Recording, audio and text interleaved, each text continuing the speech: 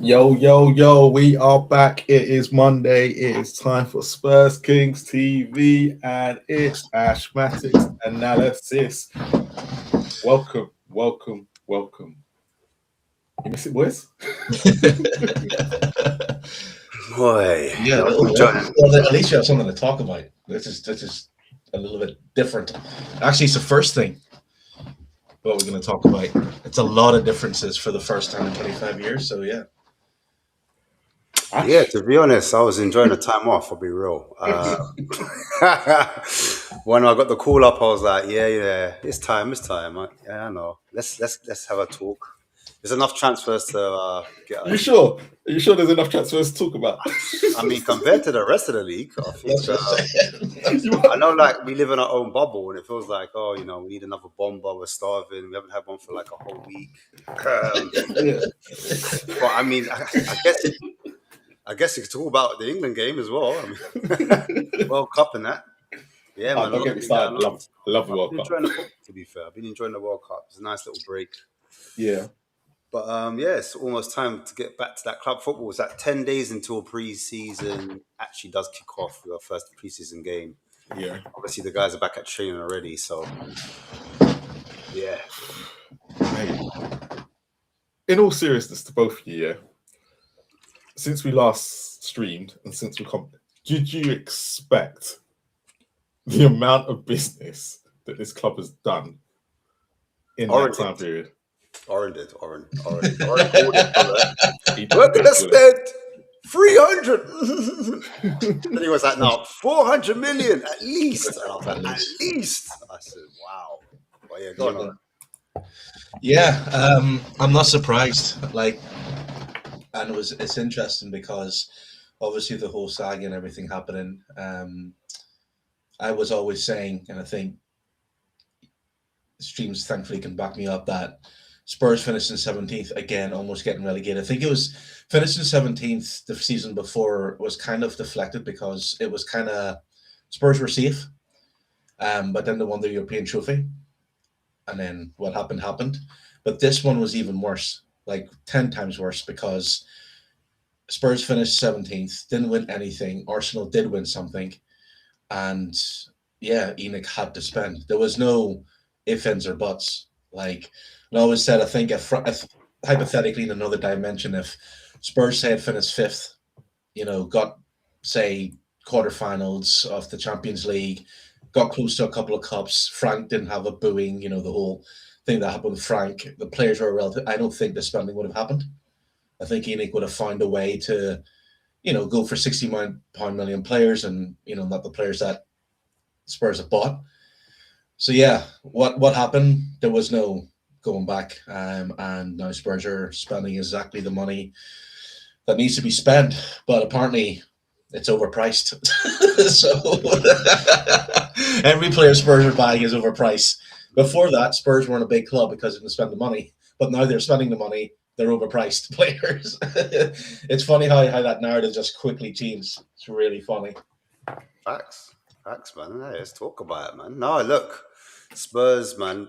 I agree with Oren because it was like people were saying Enoch 2.0, and they were like, watch, we're going to do something different. And to be fair, even under Frank, when he first came in, they were promising that, we're going to go for the Champions League and we're going for the Premier League.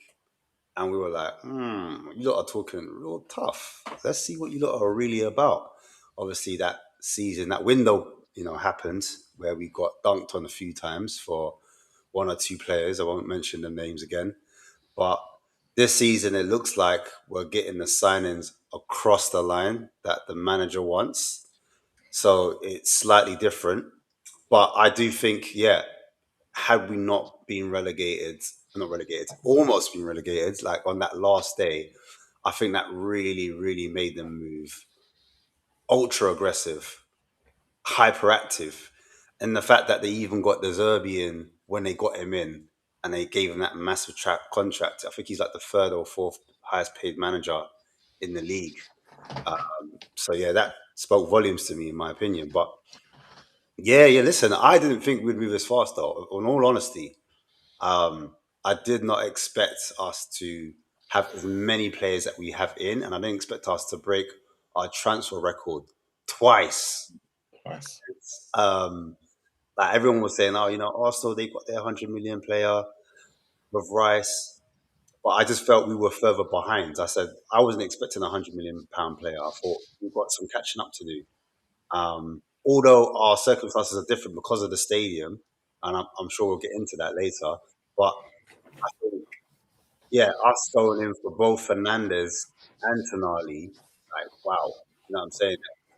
Two prime midfielders.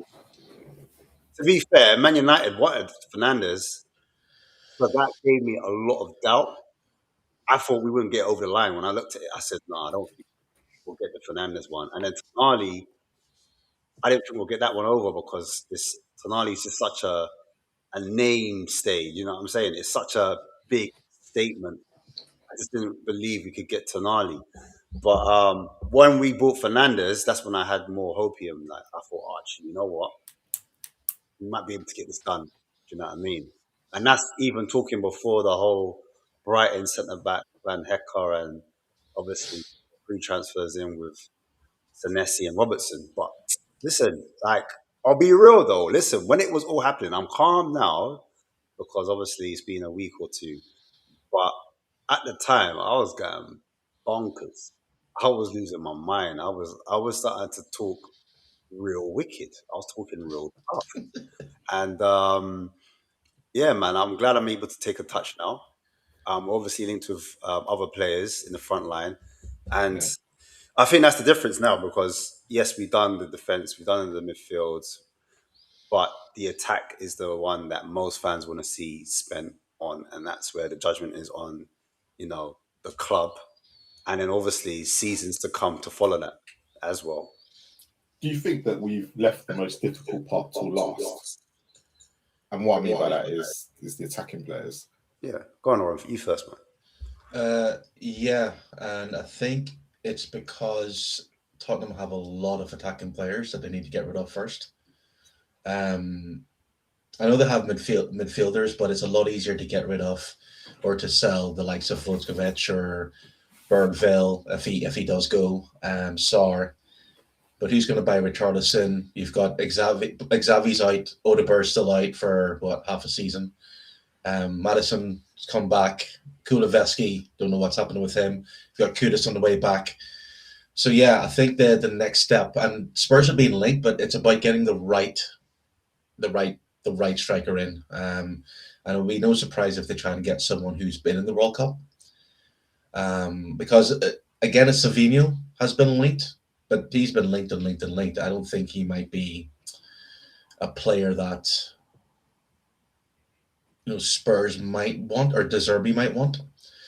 So yeah, it's going to be interesting to see. The thing is now that though, I think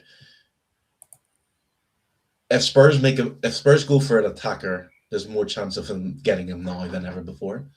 Because even if a club went right, we want 85 million, Spurs will just go, here you go. So it's getting the right, because I think De Zerbi identified the biggest problems with Spurs. There's no point having great attackers if you can't have good midfield players. There's no point having good midfield players if you can have good defenders.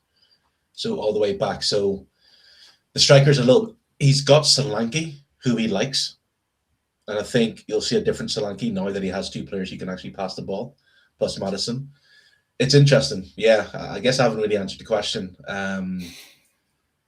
I think to us, we think it's good, it's important, but I don't think De Zerbi looks at it as a big issue. Of course, he wants to get players in, but I think De Zerbi looks right. Goalkeeper needs to be sorted out first. That's been done. Defenders that I want to work with, and midfielders I want to work with. Now let's have a look at defenders or attackers I want to work with and get them in. Bearing in mind, though, like I said, to have a lot of injured attacking players to come back. that they can't even sell to make room for. I guess what it is like, and I think a lot of fans are scared that because we're not used to spending so much money, everyone's shook that there's going to be no money left for the attackers. Oh, we're not going to buy a striker. No. We're not going to buy wingers.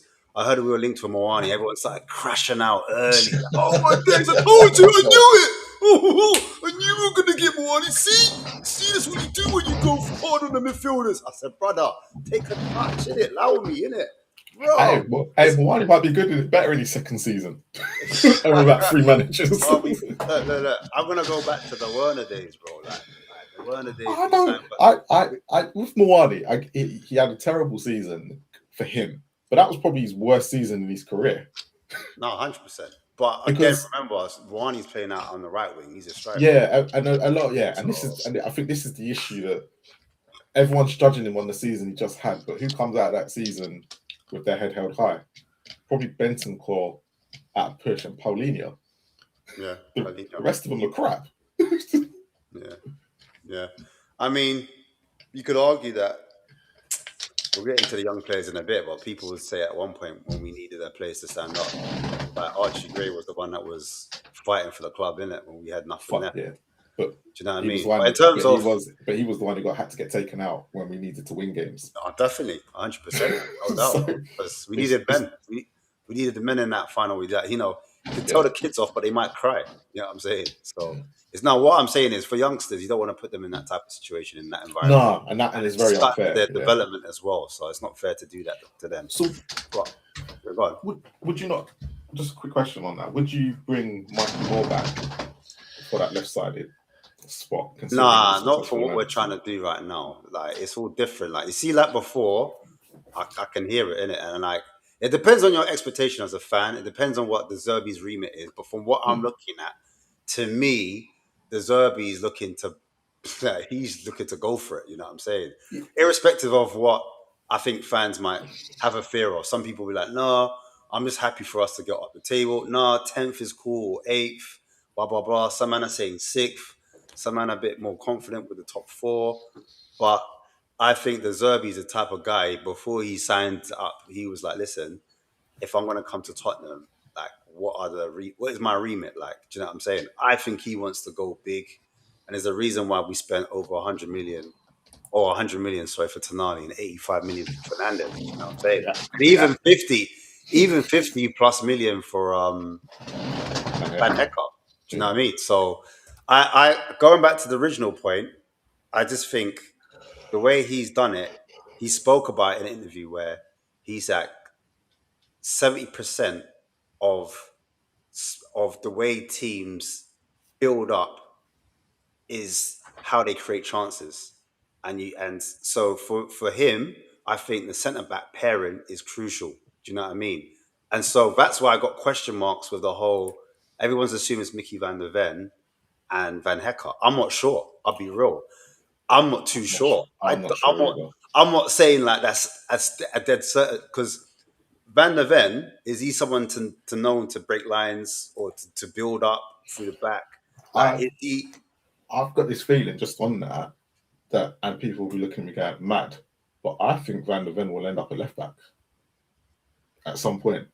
I'm not too sure, because obviously they brought Robertson in, and you've got your doggy there. Your doggy's going to get injured. Like for me, your dog. I'll openly admit, your doggy. I've got 10 or 13 games tops that he's going to play. He's going to get injured. So you are relying on Robertson. But Robertson for Liverpool, yeah, he was good. But 60, 70 minutes, he fades. Because he's old now. He's getting tired at his old age. And if we're going to be attacking all the time, which is going to be the expectation, can Robertson do that for 90 minutes solid? So, but what I'm saying is then, like, how does it work with Vicky van der Ven? Who starts? Like, what is your starting back 5, in your opinion? If Van der Ven's going to be left back? Well, that's the beauty of it. He can rotate. That's the beauty of it. That's I hear that game by game, but you think... And it's not necessarily about, like, I think what... With 3. Yeah, he can go with 3 at the back, and I think this, because it was Dexter Marlon, like, during the whole, transfer, and I do believe that this team has been built for next season and the season after as well. And you have kind of like, basically, playing one game a week, the players can get used to the Zerbi way of playing. I don't think Romero's going to be there at all. I think he's going to be sold. Depending. The problem But if with he wants to Romero- go, no, it's not even about if he will. Because at the moment, the rumors are that Romero is now. You see what we've been doing, and like, Yeah, exactly. I want to stay. Yeah. So the other issue you've got, and I've always said this at the end of last season, and the way Spurs played it out with the whole being in Argentina and all that, they should have kept it quiet, because there's a lot of teams now looking at Romero going, "Is this the kind of guy we want at our club?" Mm-hmm. Mm-hmm. So apparently Barcelona, he's been having hoping. Talks. Yeah, you're hoping that they come in for him. No, Deco's had talks with Romero's team. Yeah, but you're hoping. But you're hoping that they do come in for him. That they haven't. They're not worried about that situation, and they're looking. No, of course not. But I mean, because you've got to remember this was the same. But you've got to remember Barcelona were the same team that were in for Van der Ven in January. Yeah, I hear it. So I hear it. But the way the World Cup's going, the stock for Romero, I think teams are going to be cheeky and try and bid like 40. You know what I'm saying? Yeah, but this is the problem. This is the problem. They're going to be bid lower, because one, they're going to think we're desperate. Of course, that's the key thing. But we have a price, and it's whether teams want to pay that, because Atletico is to where he was originally going to end up. Real Madrid is a pipe dream now, because Mourinho's gone there and they've bought their defenders. So you're kind of like, where else is left? If Barcelona do want to take him, Barcelona are not the club with a lot of money. Spurs are looking like 60 million. That's their asking price. Yeah, that's their asking. But I think they're going to come in. Other clubs will come in with like a 30 to 40 million bid. Try to low ball it a bit. And I think they would have to agree. Would you accept that though? What, 30, 40? Yeah. So they might have to take the hit, bro. I'll be honest with you. I mean, a lot of people disagree and say, no, he's a world-class centre back. He's won World Cups, Copa Americas. But at this stage, I'd rather go big on the younger players. Like, for example, Bergvall go for like 55, 60 million. That's the thing, though. Like, will Romero want to go now? And it is about rotation. And like, because we what we spoke of, towards the end of the season, and Marlon was actually right, was saying how Spurs have the biggest problem that Spurs have had the last 2 years is the massive injury problems. And Romero's going to get injured again. Destiny Udogi's going to get injured again. Bentancur's going to get injured again. So it's having these players who can come on and basically don't have to worry about that. So I just think that if Romero goes, he goes. If he doesn't, he doesn't. But I think De Zerbi knows that he's going to rotate, keep those players as fresh as possible. Because I think it was Alistair Gold I can't remember who said it or he was talking to about Tonali. I think he was like during the whole Tonali, he overheard conversations, and basically what De Zerbi is hinting at, or what is being rumoured, is that De Zerbi wants to go for the title. It's not even a case of finishing top four. He believes that if he can get the team playing one game a week, Spurs can go for the title. And so that will require a lot of rotation. Because, again, Romero has to go to, you have the Copa Americas, you have all this, and him coming back from injury, or not injury, from the World Cup as well. So I think it is about rotation. He's been shocking at the World Cup, to be fair, Romero. Yeah, as well. So it's going to be... Good, yeah. And then if Romero doesn't want to go, I don't think Spurs will force him to go.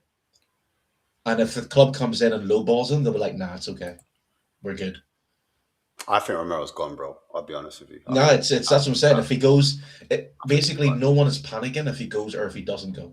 I don't think it's a big... Well, if Romero stays, Danso's gone. Well, because I don't think we can have that many... Danso will be gone. Loan or something, To be honest, with Danso, again, where does he fit in even if Romero doesn't go? Danso doesn't suit his platform, De Zerbi's way of playing. He's on a passer at the back. At least Romero... The one thing you can't say about Romero is he does have that pass the ball through the line. He's shown it, and he can make passes. So he might be a De Zerbi type player, but his discipline is what lets him down. But if Romero has competition with Van Hak, he might wise him up, because this is going to be the first time that Romero actually has proper competition. I don't think he's ever had that. So Romero knows that he can go in bad form, but he'll be playing. But this time, if he drops bad form, Van Hek is one to step in. And I think Van Hek might start instead of Romero. But that's what it's all about, right? It's about rotation and competition. That's what De Zerbi wants. It's going to be interesting. It's what we all wanted. No, I think we'll learn a lot pre-season. Yes, the we'll opening learn a lot. lineups against. I think our first game is against Auckland. I think that might be our first game in 10 days' time. But yeah, I think after that, there's going to be so much. Chelsea friendly. We'll learn a lot. Yeah, Chelsea. I think the Chelsea friendly will be like Hoffenheim will learn as well. Hoffenheim. Yeah, we'll know that would be more close to the season. Yeah. Will Romero be back? Because I know they get I know the World Cup finishes is next Sunday, 19th. So they get 4 weeks. They get 4 weeks. So will he be back for the preseason games? He won't be back for. Bro, what do you mean he's going out tomorrow? On Wednesday. Well, you know what I mean. Hypothetically, even if Argentina goes out, isn't it still 4 weeks? Yeah, so still 4 weeks. Will he be back? Potentially, he could make it back for maybe one preseason game. Yeah, yeah.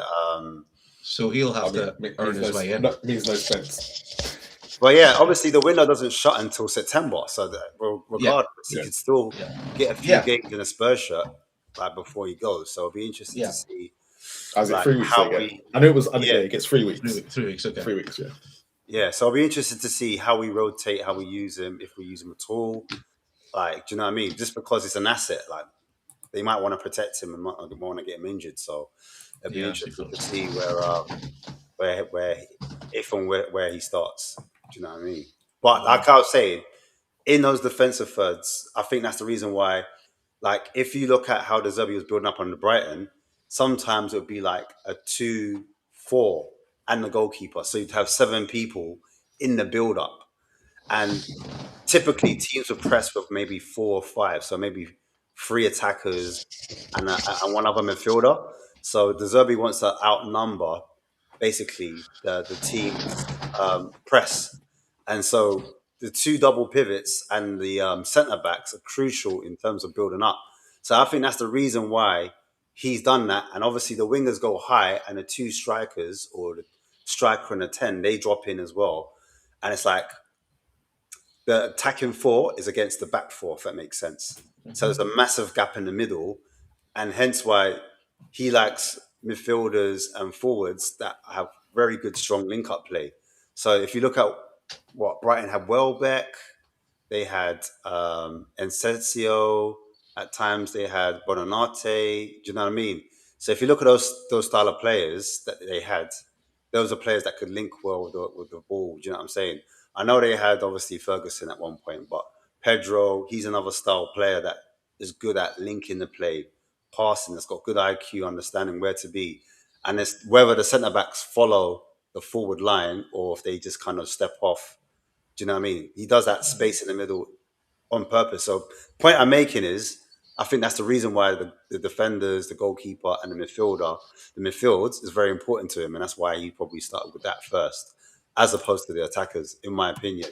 But saying that, you always start with defense first. I've always said this. You don't concede goals, you don't lose games.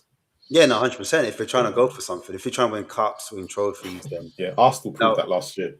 Gyökeres didn't hit the numbers they were expecting. Yes, he scored goals, but if you looked at it, where is one area Arsenal could improve on? He's not an Arteta player. Yeah, you probably go their strikers. Because remember, they brought back Havertz, so you got to remember again. And he brought him for the final, for the big game, Yeah, he's another link man. So it's like De Zerbi. De Zerbi, like everyone's like, oh, we need a striker, we need number 9 that's on the box. De Zerbi don't really play like that. He kind of lets his guys drop in, facilitate. You know what I'm saying? Help with the build up, and then the wide players obviously they attack the space in behind at the forwards left.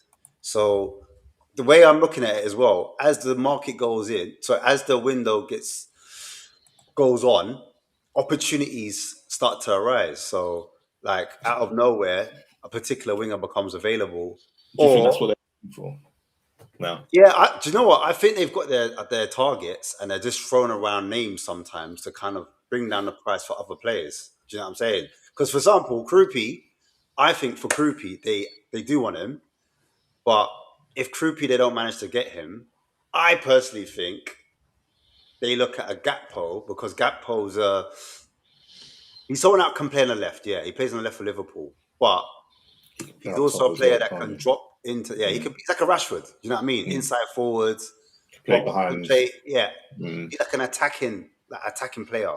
I actually do like Gakpo. I found it when we were linked with him, and everyone was kind of. I looked at him when I can see where he would kind of fit in a weird and wonderful way. But it's interesting to know because Liverpool fans 50-50 on him, isn't Do you they? know what it is, bro? I'll break it. I'll let Oren come in as well. Actually, Oren, what do you think about Gakpo? I won't even say it.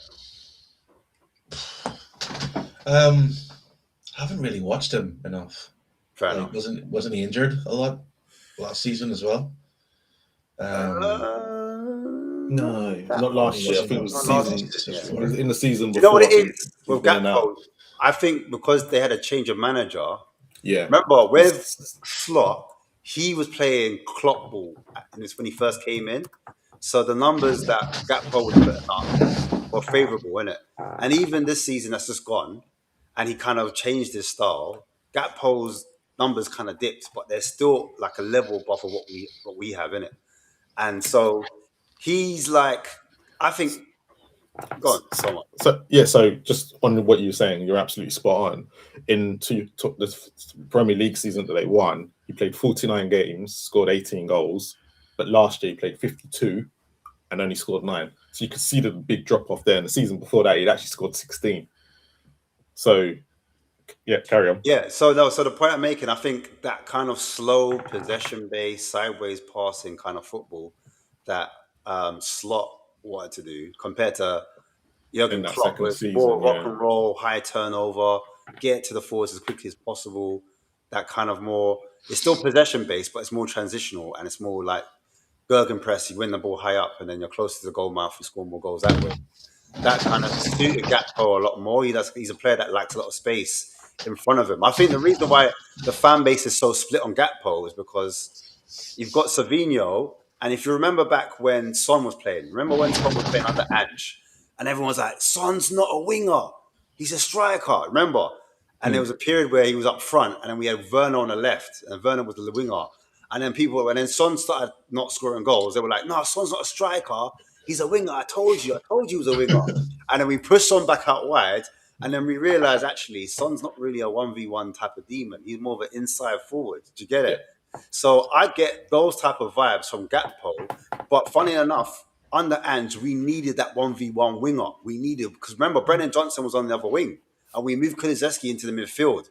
So we didn't have that balance where we had a 1v1 demon and then a goal threat. And even though under Ange, we scored, I think, the 4th highest amount of goals that we've ever scored in like our Premier League history, it was still, you could still see the chance creation wasn't there. But I think with Savinho, because he's such a 1v1 demon and he can beat his man in the inside or on the outside, he's got tremendous amount of balance and agility. His power is exceptional. And even though you know what he's going to do, he can do it. And then the argument is, under Pep kind of stifles his wingers. You've seen it with Grealish, even Doku. Doku's numbers aren't amazing. He's got like 5 goals. But then, Doku's a creative beast. Do you know what I'm saying? Savinho's numbers were better at the club before when he was at what's you call it? Genoa, yeah. Girona. Girona, yeah. Girona, yeah. Sorry. Don't get it. Spanish team. Sorry, Spanish league, yeah. He got obviously 21 goal contributions in it, and he played on the left, whereas at City he played on the right. So people kind of looking back to that said, oh, if Savinho was playing on the left side, you probably see these goals go up. I'm not too sure, bro. After looking into it a little bit more, a little bit deeper, I think Savinho we've seen is the Savinho, that's who he is. Do you know what I'm saying? But creativity-wise, how much goals would he create for the team in terms, not even just like his crossing numbers or his actual assists, just his ability, his first touch, his link play, his 1v1 link, his 1v1, obviously we know about that, and his ability to be unpredictable, that in itself, in build-up, can help the team push up, and then we're in the attacking third, we score more goals, the rest of it. So he adds value, but because he's young as well, 22, he kind of gets that stick beaten with him. And I think a lot of fans have been burnt by the younger players, isn't it? And so, even if you deep it, Fernandes and Tonali, there's still a slight divide that, Tonali is fine, but Fernandes, why did we kind of go for Fernandes? We should have got a midfielder that has more goals in him. Do you know what I mean? I looked at Fernandez's numbers or it looked at his attributes and stuff, and I compared it to Zubimendi and Rice. Yeah. Considering he was at West Ham and Southampton the last 2 seasons, he wasn't far behind them, which is really interesting considering he was in 2 teams that got relegated. And I know there's this concept of but he, if he comes to Tottenham, he'll be in a better side, and sometimes that doesn't come to fruition because of, like, you look at Richarlison when he came to Spurs, and he'll score goals in a better team. But if he can maintain those standards anywhere near it, then he'll be a very good player. And I think people will be surprised with him. I talked to a guy that supports West Ham last year, and we were bantering each other. But the one thing he kept telling me was how good Fernandes was. He said he was I spoke to him recently. He said he was very surprised he came to Tottenham. But like really surprised he came to Tottenham. However, he went, trust me, you've got a player on your hands. It's just unfortunate it couldn't happen to us. Go on, Orange, you want to say something? No, just listen. No, listen, like I was going to say, with I think we're judging, because I look at him like Billy Gilmore. Do you understand? You see what, like, De Zerbi did with Billy Gilmore? Billy Gilmore was at Chelsea before, and he was like the kind of possession-based first receiver. So the person that could get the ball, pick it up, and then turn that ball from defense to attack. So I see Fernandes like that, if that makes sense. So we're kind of operating with 2 8s. So sometimes when they're playing out from the back, teams will know, Fernandes is the one that's going to progress the ball. Let's stick on him, and then it will go to Tonali, and vice versa. Spurs want to play through Tonali. All right, then it's Fernandes. And then sometimes they miss both of them out, and then one of the midfielders, like the number 10, like a Krupi, if we were to get him, for example, he would drop in, he picks up the ball. Or Maddison, for example, he would drop in and he picks up the ball. And vice versa. Or even Solanke, or whoever the striker is, innit? They come off that top line and they receive it. But the point I'm making with Fernandes, I think people are judging him like he's a Maddison. Do you know what I'm saying? Like he's a number 10. Yes, he's played a number 10 at Southampton. And I remember when we played against us, and he was literally everywhere. He was like a metronome. A bit like, I'm not saying he's Modric, but do you remember how Modric used to come and collect the ball from everyone? Yeah, like Modric's numbers, yeah. And constantly come short, come, and then pass it. Come short, pass it. Always offers himself. I saw that with Fernandes at Southampton. And I remember us, because we beat them 1-0, and I thought we were going to trash them because we beat them at St. Mary's 6-1 or 6-0. And I thought when we're at home, we're going to destroy them under Ange. And then I just remember, like, Southampton are putting up a fight. How come we can't destroy them? But Fernandes was their main guy. He was just dominating. Yeah, he was. And I remember the game now, yeah. How come we ain't got a player like this? Like, it was pissing me off. Do you understand? And then when he went to West Ham, I remember they played him out of position. They played him on the right wing. I can't remember who was injured. It might have been Somerville or either Bowen, or one of their wingers was injured, innit? And I know they had, what's his face? The former Brighton manager that got sacked. Was that West Ham? Potter. They had Potter, yeah? Potter was playing, Graham Potter was playing them right wing, and I was like, wow, you're kind of misprofiling him. He can carry the ball, he can dribble, but don't stick him out wide. He's a midfielder. Why are you doing that? I know he's a 10 as well, but I think what it is with Fernandes, because he can do the 10, he did it at Southampton, and he did the 8 at Southampton, and at West Ham, he did more of the 6 role. Because he's so technical, he would often jump in between the 2 centre-backs. 2 centre-backs would split, and then he would do the long ball over the top into Somerville. Against us, that's what happened. He jumped in between the 2 centre-backs, he sprayed the ball over the top into Somerville, and then Somerville... Because that then allows Suchek to get in the box, doesn't it, as well? Yeah, exactly. So he's a guy that people might not even realise that is kind of dictating from a little bit deeper. So I think you'll get a little bit from Fernandes and a little bit from Tonali. And I think with Fernandes, defensively, he's more like that person's going to nip the ball. He's like a little pit bull, if that makes sense. Yeah, his interceptions was quite high. But I think Tonali reads the game a little bit better than him, and he's the one who's going to read it and grab those balls where he's blocking out the passing lanes. And do you know what I'm saying? So they'll complement each other, basically, what I'm saying. And people judge them individually, but I think as a pair, they will look well-rounded, in my opinion, and hide each other's flaws, isn't it? If we can get a better free than Joe Linton, Guimaraes, and Tonali as a free, because that midfield three, that was the midfield three that destroyed. Do you remember they destroyed Arsenal with 2 legs? Arsenal couldn't keep up with them, and they had Rice and with that the man we won't speak about, Thomas Partey, but they had those 3, and Thomas Partey and Rice are no mugs, and they literally took them apart. So it's in, and I don't think they've really played as a free. Funny enough, Eddie Howe, that's when he was like, "What's our identity?" He said, "Intensity is our game," and that just reminds me of De Zerbi. I'm thinking 1 game a week, we can really up the levels because we've got 2 players that cover a lot of ground. Do you understand? So I just imagine us in the press, winning that ball back and then turning that ball over and getting that ball forward to the attackers. But yeah, like that's my distinction of some of the midfielders. Do you know what I'm saying? We've got. I know we're speaking about the midfield a lot, but does anybody think in a world that we didn't see Solanke last year that look, Solanke could be the man this year, considering now what he's going to have behind him? Because as you just said, he's looking at his midfield and his defense, and that being that still attacking and creating third. Maddison is available. Yeah. Is there a world that Solanke pulls up trees this year? Of course. Because Solanke hasn't. He pretty much had a season off. Yeah, and basically I was saying that Solanke had to drop deep because he didn't have any passes of the ball. Because the one thing that he's going to drop deep no matter what. Yeah, he is. No, what I mean is that he's not going to. What I'm saying, before he dropped deep because there was no Spurs player he was willing to like pass the ball forward, like Bentancur or Palhinha. What I'm saying, he's going to drop deep, but this time he's going to have runners ahead of him, like a Tonali, like Maddison or Fernandes. But he's going to get into Maddison's spot. That's the problem. Yeah, like he said, it's about. Maddison won't run beyond him. There you go. Maddison won't want to do that. But Maddison likes to pick up the ball and then spread. He likes to come deeper and pick up the ball because that's what Maddison was kind of doing, and that's what Maddison's done. I've never mostly see Maddison trying to drop in and be beyond. For me, Maddison's always come in quite deep and then picked up the ball and then wants to dictate the play. So that's why I'm a bit like I wouldn't see Maddison going in behind.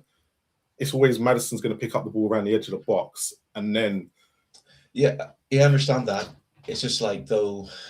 Again, it's based on having the 2 players that Spurs have bought, because both those players can now sort of like I understand what you're saying because Maddison did drop back, but again, it's because Spurs didn't have. I don't expect him to drop in as deep as he has done. Yeah, so that's when I think of Maddison, I don't see Maddison being the guy that's going to play behind Solanke, even if Solanke drops deep. Maddison, for me, I've always seen Maddison as the guy that picks up. He wants to pick up the ball near the edge of the box, play those 1-2s. And dictate what's going on in that middle. That's why I'm just questioning it. No, I'm not. I didn't say Maddison will run behind Solanke all the time. I'm saying like I personally don't believe that Solanke will drop as deep. Hope this time because that's the thing. It's he doesn't need to drop deep anymore because of Spurs having. Because like I was listening to Ash and like a lot of people are judging Tonali and Fernandes as individuals, which is rightly so. But if you look at those 2 players, they complement each other perfectly. Okay. And I believe like the only thing I compare them to is no, I'm not saying the same skill level, of course, but remember Dembele and Dyer when they were in the midfield, and then Wanyama as well at some point. But it was always great when Dembele can stay deep, and Dyer would make forward runs. Or they would reverse each other. I think that's what you're going to get with Tonali and Fernandes. They're going to know how to cover each other, read each other. You have 2 good passers of the ball as well who can pass the ball forward, which opens up a whole lot of things for Maddison because then he won't have to come and take the ball off the defender himself. Yeah, because he can sit on the edge of the box. Yeah, and then you have 2 defenders who can also pass beyond the midfield players straight up to Maddison. So again, it's like what I think De Zerbi's created is pretty much, it's not necessarily getting a player who can beat and dribble and press proof. It's let's press proof by scaring the team. So basically, if someone press Fernandes, Tonali's going to be free.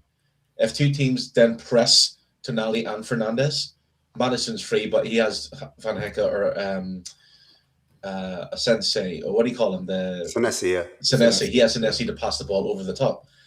So it's creating that we don't know what the fuck to do mentality from the opposing team, which allow Madison to be more free, I think what it's going to be is allow the Madison, Solanke, and whoever is next to Solanke out wide to be more free. Because it's going to, that midfield, I don't think Spurs fans will understand how that midfield is going to chime until a couple of games. You know, Yeah. the one thing. I was going to say, is there in the fan base? Do you think we're overrating the midfield at the moment? Is there like a sense of I think it's because of so much money's being chucked around. But that's Everyone's the being thing. blinded by like how That's much the thing. like, That's it's going to be amazing, but in Well, real life, that's an interesting point. Yeah. I think it would have been, but when you look at the data behind it and behind both signings and what you just said about them complementing each other, I think if it was just Fernandes and no Tonali, a lot of people would have been questioning it and going, is this really what we need when we've got Benz and Corpa? And Paulinho would probably be back in a Spurs shirt. Let's be honest about it. Yeah. So I think when we look at it and go, actually, we can see what they're kind of doing and kind of going, it feels like they're building a team. It doesn't matter. And it doesn't matter about the cost now, because the cost is kind of irrelevant when you finish 17th twice and you've got a lot of gaping holes in your squad. Yeah. And actually, you're going to have to overspend in this situation, unfortunately, because people know we're desperate. We did it to ourselves because we could have. It's not to say we could have spent this 2 years ago, but we'll get to the reason why. Do you know what? Because there's an argument to say, like, I've heard a few content creators say this, and they're saying basically, why have we gone so like there's better options in Europe? Why not spend that money on like a player like, for example? Yeah, go on, Warren. Go on. I feel like no. I know what you're going to say. I'm not laughing at you. I'm laughing at those. No. It's cool. Yeah, I don't mind. Yeah, it's basically those same content creators last season were saying we need Premiership players. We need players who play in the Premiership. Spurs went and bought 2 players who played in the Premiership.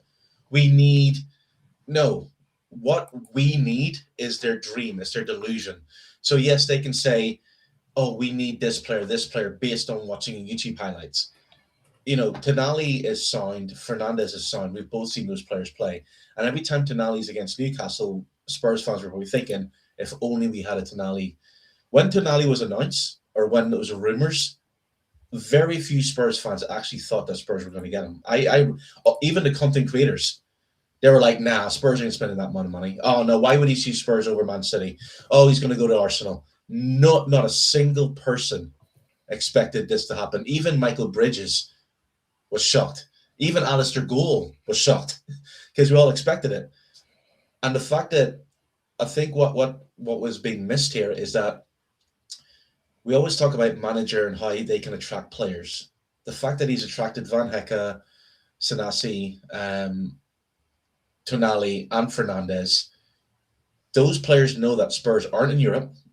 They're going to play 1 game a week. What has he told them? What he told him? Because Fernandes came out and said, "I'm going for the league."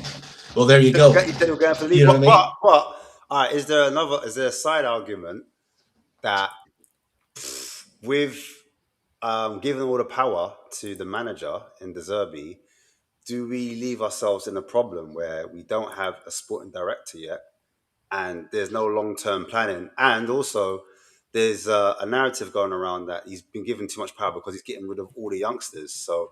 Again, I understand that, but again, I said this a couple of seasons ago when, in fact, every single season when Spurs fans have been saying Spurs need to pay big, they need to go to the top 10 players. So what if they cost 85 million? Spend the money, bring them in. Not one Spurs fan, I think, have sat down and realized, okay, it's great. Like, say Spurs when they got Savinho, Coupe, and all that. That's fantastic. Spurs fan, we're back, we're great. Mickey Moore is not going to get a go in. Vučković, who majority of Spurs fans said he should be starting, he's sold. Lancashire has been sold. If Spurs want, Spurs. Lancashire's still here. Oh, who's been sold? Devine, Alfie Devine. Devine. He's been sold. So what I'm saying is, like, if you want these ready-made Premiership players like Tonali and all, Spurs will get them, but you're going to have to accept that it's going to be like a Chelsea who just sells the young players. Because if Mikey Moore, if they look at Mikey Moore and go, right, I think we're going to give him a loan. If he doesn't make it, he's going to go. So would you be happy if we sold Mikey Moore? No, I wouldn't be happy with it. I am just saying this is the real kind of real life here right now. This is what Spurs fans want, because again, if Tonali had, say, Man City came in and said, right, we'll build 95 million for Tonali, and Spurs went, no, that's too much. You know the narrative would be cheap. We're not doing this. We're not. But because Spurs have bought him, and I'm saying to like a lot of like YouTube comes through, the amount of other content creators who support other clubs who are talking about Spurs right now, you make you forget that Arsenal won the league. No one's talking about Arsenal right now. All about Spurs and who they're linked with. And basically, but back to the discussion of if these Spurs fans, like we all said, we want these ready-made players like Tonali, Fernandes, Savinho, Coupe, all that, say goodbye to the young players. You can't have both worlds. And it's not even with a Spurs thing. I think we live in a world where to break into the first team as a youth player, you have to be exceptional now. And especially with a club like Spurs. Maybe Mikey Moore, I think Mikey Moore will go on loan. And if Spurs are doing well next season or the season after, give him a try. But so, yeah. Would you not think about this whole Spence situation? Obviously, people were writing him off at the World Cup, and all of a sudden now he's getting praised again. He does it all the time.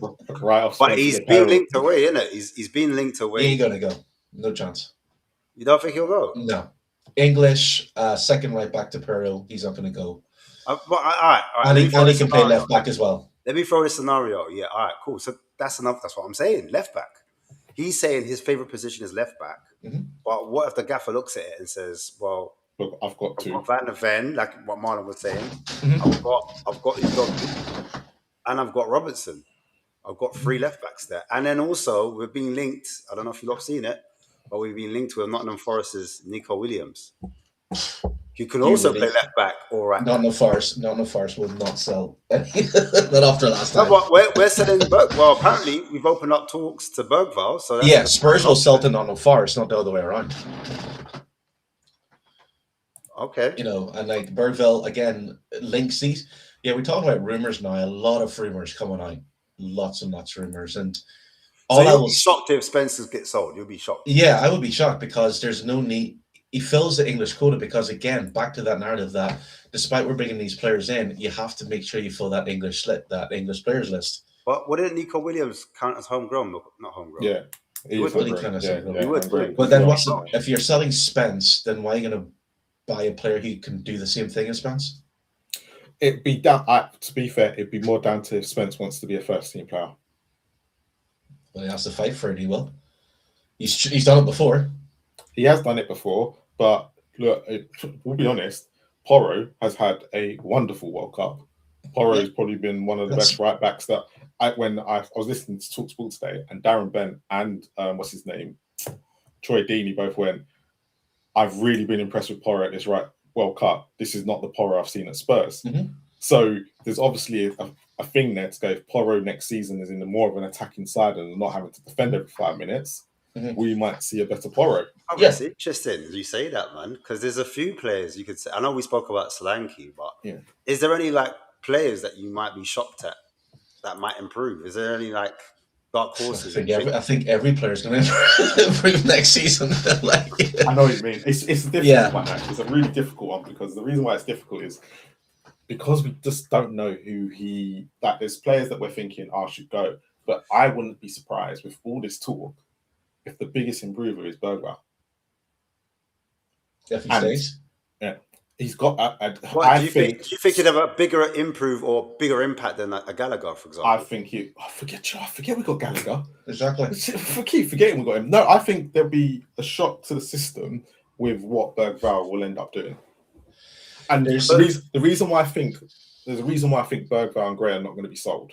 Mm-hmm. Because of if we get back into Champions League next year, okay, you do have the club trained problem. Okay, it becomes a problem again, and we could have done with our 25-man squad this year. Now, yes, you can add Mikey Moore into that next year, but are you still going to keep Austin? are you going to add the other young players who you're looking to put out on loan? Because if we've got a big enough squad, you don't want the Donnellys and all that, the B-list players. Mm-hmm. You do not want them coming into your club trained where you can't then actually do anything with them in that season, because if you loan them out, that's it. Your club train goes down.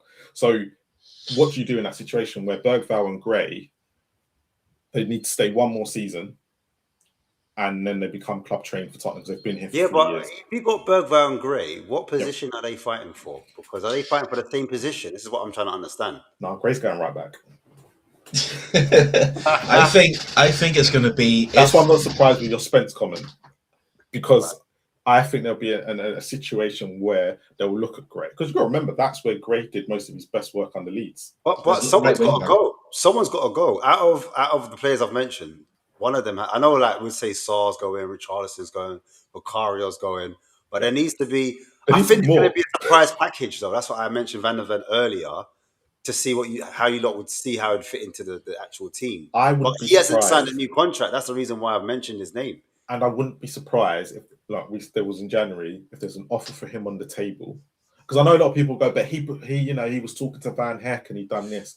But football changes. Football can change within minutes, and this is the problem. And that's why the thing is, De Zerbi, like Van der Ven was singing De Zerbi's praise, so he was like, "Yeah, he's the top guy." Giving all this talk. But then, like, he also said that about Archie Gray. He said Archie Gray's going to be a future Tottenham captain. But that was when he needed him, though. Yeah, exactly. This is the point I'm trying to make. This is the point I'm trying to make. So when you don't need him no more, and you're citing midfielders that he's come. He's the thing is, fifth in the pecking order. Yeah, the thing is, though, it's up to De Zerbi to sit down with Archie Gray and Bergvall and say, right, you're two young guys. If you don't want to be here, I'm not going to force you. But if you stay here, I will mold you and give you time. Because let's be fair, if everything happened the way, no injuries that Spurs have had, this would probably be the season that you would see more Bergvall and Archie Gray coming through, getting more game time. The reason they've had to play so much was because of injuries. And I think that maybe De Zerbi, and especially when he's talked to Archie Gray, didn't just say he's bigging him up. He says Archie Gray, because he was asked why isn't he playing Archie Gray, and he's like, he's had a chat with Archie Gray. We have to find the right position for him, which I think he said to number 8, but he has to train in that position. Yeah, and there's no better role models than Tonali coming in. One player, it's like 21, 22. Yeah, exactly. What Fernandez is. Age mates. How is he? What's going on? It's just again different IQ, different way of playing. I think January wouldn't be surprised if Bentancur is put on the list to be sold. And I think if Bentancur hadn't signed a 4-year contract, he would be looking to go. Funny, I said the same thing. I said I wouldn't be surprised if he was this. And I know people like, but when he came back and he was one of our best players, and this, I agree. But he's a 28 game season kind of guy at the moment, and you can't really. And it's not nothing to do with him. He's had really terrible injuries at this point. Yeah, that's it. And for me, it's a case of De Zerbi can't be carrying any. I don't think he wants to carry any passengers, and I think he loves Bentancur. Yeah. But as you lot just reminded me, there's still Conor Gallagher here. So and he likes Conor Gallagher, and he likes Conor Gallagher, which he's likely. Conor Gallagher's likely to play in the 10. He was the first one to get the shirt, bro. He got the number 8 straight away. Swapped him quickly as well. And that's even with Tonali linked. He gave him Tonali's number. Yeah, and that's the best thing going forward for next season now. If fans can't understand or think, De Zerbi said he wanted 25. He has 12 players he's identified, and he wanted to add another 12 players to it. Players who can match each other. So basically, right now, we don't know who's going to play. And going forward to the season, teams won't know who's going to play. It's no longer this is the solid. This is because he's going to rotate. So he might, if he can get he will every week. He'll have those players training in his way. So that means if Tonali sits down for a rest and Conor Gallagher or someone else in there, it's not going to miss a beat in Spurs. And that's exactly Do you agree with that? Do you agree with that? Do you agree with the rotation for one game a week? Or do you think a team should be settled and just have, like, for example, Madison scores, I don't know, against Newcastle, and the next week. When I say rotation, I'm not talking about like every game. I'm talking about like 3 games, give the player rest or bring him on, or, it's not going to be a case. Okay. Yeah, no, that's what I'm talking about. Yeah. Time for players to give them a rest. Yeah, no, I hear it, man. I think Yeah. the substitutions will be what you're hoping for. Is the substitutions will be more tactically put together, and then they're not. We're not waiting to. We won't have to wait until the 60th. If someone's not pulling their weight, off straight away, kind of scenario. I don't know. Like last season, he wasn't that quick at the substitution. We didn't have a bench. That's what I'm saying. Who did he trust? Yeah, that's the thing. When you look at that bench now, you have Conor Gallagher, you have Bentancur to come on. That's a lot better than Archie Gray and some youth player to come on.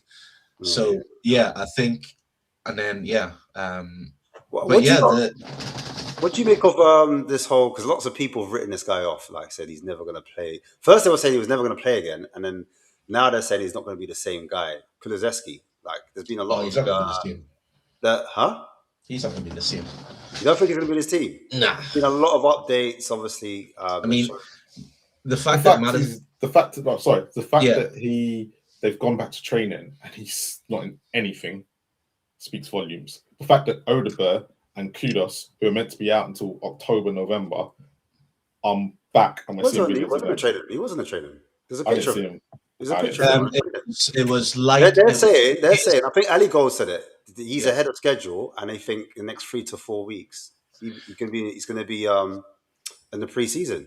Yeah, he has been doing preseason away, but he's had to need painkillers to manage the pain. So right now it's the pain. So even though he's kicking the ball and running, it's that pain factor. But there is Who said that? Is he on painkillers? Who said that? No, I just looked this up on the internet, like because when you were talking about Kulusevski. So I've not seen him in any video. I haven't seen the training pictures. I've only seen the videos, and I'll send it to you now. Sorry, you could bring it up. It is on Facebook. I was expecting to see him in the video. There was, I think he's posted pictures of him, but you don't know about these things because it can all. So he's back in the gym. Yes, he's back in the gym and stuff. Yeah, and doing shooting practice. Okay. Yeah. But even then, that's a long way off. Yeah. To be fair, I've seen Odegaard that exercise bike, and I've seen Odegaard doing. What's Odegaard doing? I saw a picture of Odegaard doing something. Yeah, he was jumping. He was doing jumping. Yeah, I see Odegaard jumping. I see what's his name? Kudos. Was Odegaard an ACL tear? Yeah, he's an ACL. Yeah. Odegaard's ACL. Kudos. I see him with like some type of gladiator thing. He had like but the fact that Spurs really, considering where they're both meant to be at, and Spurs kind of, I'm thinking there's a media point of view here, right? And when I watched the video today and what I've seen, what they've been showing, with the fact that they showed Odegaard and Kudos, considering we haven't seen Kulusevski for, you'd expect to see Kulusevski being shown in some of this. Even Maddison, I know Maddison's just come back, but even Maddison was there being shown in what he was doing. Yeah. With Kulusevski, like I said, there's pictures, but we're not seeing anything at the moment in his training videos to go, he's doing something constructive. Yeah, that's the only thing. I've seen videos, obviously, it's on his Instagram, isn't it? If you check his Instagram. Yeah, but I'm more expecting something from the club. Yeah, but in the club, there's a picture of him training in the gym. So that's the reason why I brought it up. No, I think originally it was the Swedish doctors. They were the ones, because remember he said he wanted to go back to the World Cup. Everyone was like, "There's no way you're going to make the World Cup." But the Swedish doctors were saying he won't make the World Cup. But I tell you what the video felt like today that they released is every single player that we haven't seen for a very long time was in this video, apart from Kulusevski. That's what it felt like. It's not the fact of he might be doing stuff and whatnot. The fact that Spurs have, because what they're trying to give us hope. Okay. Yeah. Seeing these players back, and I'm thinking it from a media point of view here. Okay. The fact that Kulusevski didn't really feature at all. He's meant to be in the gym, and they've not really showed us, because it would be nice if he's on the missing list, and it would have been nice for us to see him in this, because why show us Odegaard? Why show us Kudos? And I'm thinking of what they're thinking behind it is, and what they're trying to release. Yes, Kulusevski, and they showed a picture, but it seems to be, is it touch and go with him? Is the question. It's just the way Spurs have portrayed today's media with what they've shown us, and it's always the fact that Kulusevski has not been heavily, like, we can sit there and say we saw Odegaard, we saw Kudos, obviously whoever's not at the World Cup. But it's an interesting part that they've not shown Kulusevski apart from, like you said, the picture. And a majority of videos that have been seen has been uploaded by Kulusevski himself. It hasn't been the club. I saw So that. I think that's what I was looking for. Like they did the preseason training video, and that was on YouTube. And I was looking, and I saw, like when I saw Odegaard, I was like, "Oh fuck, I forgot Spurs have Odegaard. Forgot to have him." I could be reading the whole situation wrong. Kudos. But no, Marlon, you're absolutely right, because Spurs showed those players, and like I remember when Maddison just came back, they showed Maddison quite a lot, but the one player they have never shown, even walking around the gym, even at the cafeteria, is Kulusevski. So is he even at Spurs training ground right now, or is he still in Sweden getting medical treatment? Because if he's even at the training ground, like Marlon said, they would have shown him. If he's stretching or if he's saying hi to the players, you haven't seen him at all. So the only other player that no one saw, other than the players that in the World Cup, was Tonali, but Spurs came out and said he's waiting for a work permit. That's why you haven't seen him. But with Kulusevski, it's like no. So I could be reading more into it than I should be, but it was just very interesting. Yeah. Oh, that's what I'm saying. I don't think he'll be back the same. He's. No. Most people have this particular opinion. Most people have like this particular opinion, but you don't share. So yeah, it's like. How is it? It's just if Maddison came back after an ACL tear, and where Kulusevski wasn't meant to miss the whole of last season. No, he wasn't. But he did. And the fact that you saw Maddison, and I think he was touch and go. There was always, he might come back for the last 2 games, but to see him even play came on. But Kulusevski, you've seen nothing. No training, no sprint work, no jumping on the knee. Absolutely nothing. Apart from that shooting video. Yeah, that shooting video, which was his own, wasn't it? Yeah. But that could have been taken at any time. Because there's no time stamps. It could just been a video that he took. Has he been in the Tottenham gym though? I haven't. That's the thing. I watch all the Spurs videos that come out because of the gyms and stuff, and I very rarely see Kulusevski, even on the medical bench. Because they show, like, even when the only time I saw him was when Maddison was doing his own personal, but that was like midway during the season. You could tell my mind's been on the World Cup. Yeah. Yeah, no, it's because they come up on my feed. It's always interesting to watch the training. So what the Spurs videos showed is like it was a training video. So they'll show the players meeting up, having something to eat in the cafeteria. Then they'll show them doing stretching. Then they'll show them going on the training. Not once in the last, say, 6 months has Kulusevski been anywhere near that club or even in, and it's filming everyone. Unless Spurs. The only thing I can think of is that Spurs are trying to keep it on the hush-hush until that first game where we'll see him. Well, we'll find out. That's the thing. But yeah, it's the fact that he was meant to come back before Maddison and he hasn't. And I'm not understanding that injuries can have setbacks, but the fact that we haven't seen him even training on the bike, do nothing strenuous on that knee. That's the knees are support of where it is. And I think it's a break. So what quickly, just to finish off the transfers, what's your lot's ideal front freedom? What, as in to get in or where we are now? The players that we're linked with, innit? For the attackers, what are you saying for the front three? Mbappe, Yamal.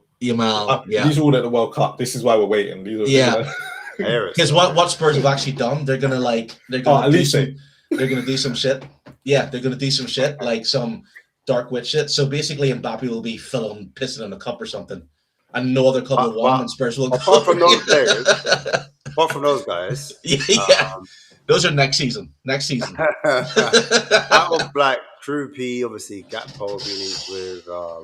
Some people might even say Mamouche or Balogun. I remember Balogun was at one point. Savinho, Leal, Somerville, Nusa. A lot of people talk about Nusa as a guy from PSG in Bay. Sadio Mala as well. What's your front three? What is your front three, man? I know it's a tough question, but it's really difficult because I don't know. I'd take Mamouche if he was available. I'd take him. Yeah, but I think the problem is at the moment. I think it's the front three that are going to fit well together and going to fit with what we've got. So Gakpo is a short-term solution. like I wouldn't mind him coming through the door. Liao, again, I wouldn't mind coming through the door. I think he could offer something on that left that we haven't got. And it was quite funny because in this World Cup, you actually saw him defend. Yeah, she would see it. I was like, yo, Liao, what are you doing there? See, now you've asked about World Cup players, I could talk to you now. I even know it was in the World Cup. I'm just watching highlights, man. Yeah, no, the issue I've got with the whole situation is I don't know where De Zerbi's head's at. And what about you though? I'm saying you as a fan. I don't know because Tonali is the middle of the defense that we've got, and then we haven't. All right, if I said Savinho, because we've been linked heavily with Savinho, I said Savinho or Gakpo. Who are you taking? I would probably take Gakpo. Okay, Oren. Gakpo. But I can see it's weird because if Savinho was to come through the door, I wouldn't mind. It wouldn't be. I'd be disappointed. You wouldn't turn your nose up at any of the players. That's it. So I tell you this now. I'm not after the signings we have just made. I think I'm in that process of I've now got to trust De Zerbi and what he's trying to build. And I'm not going to sit there. I've not got.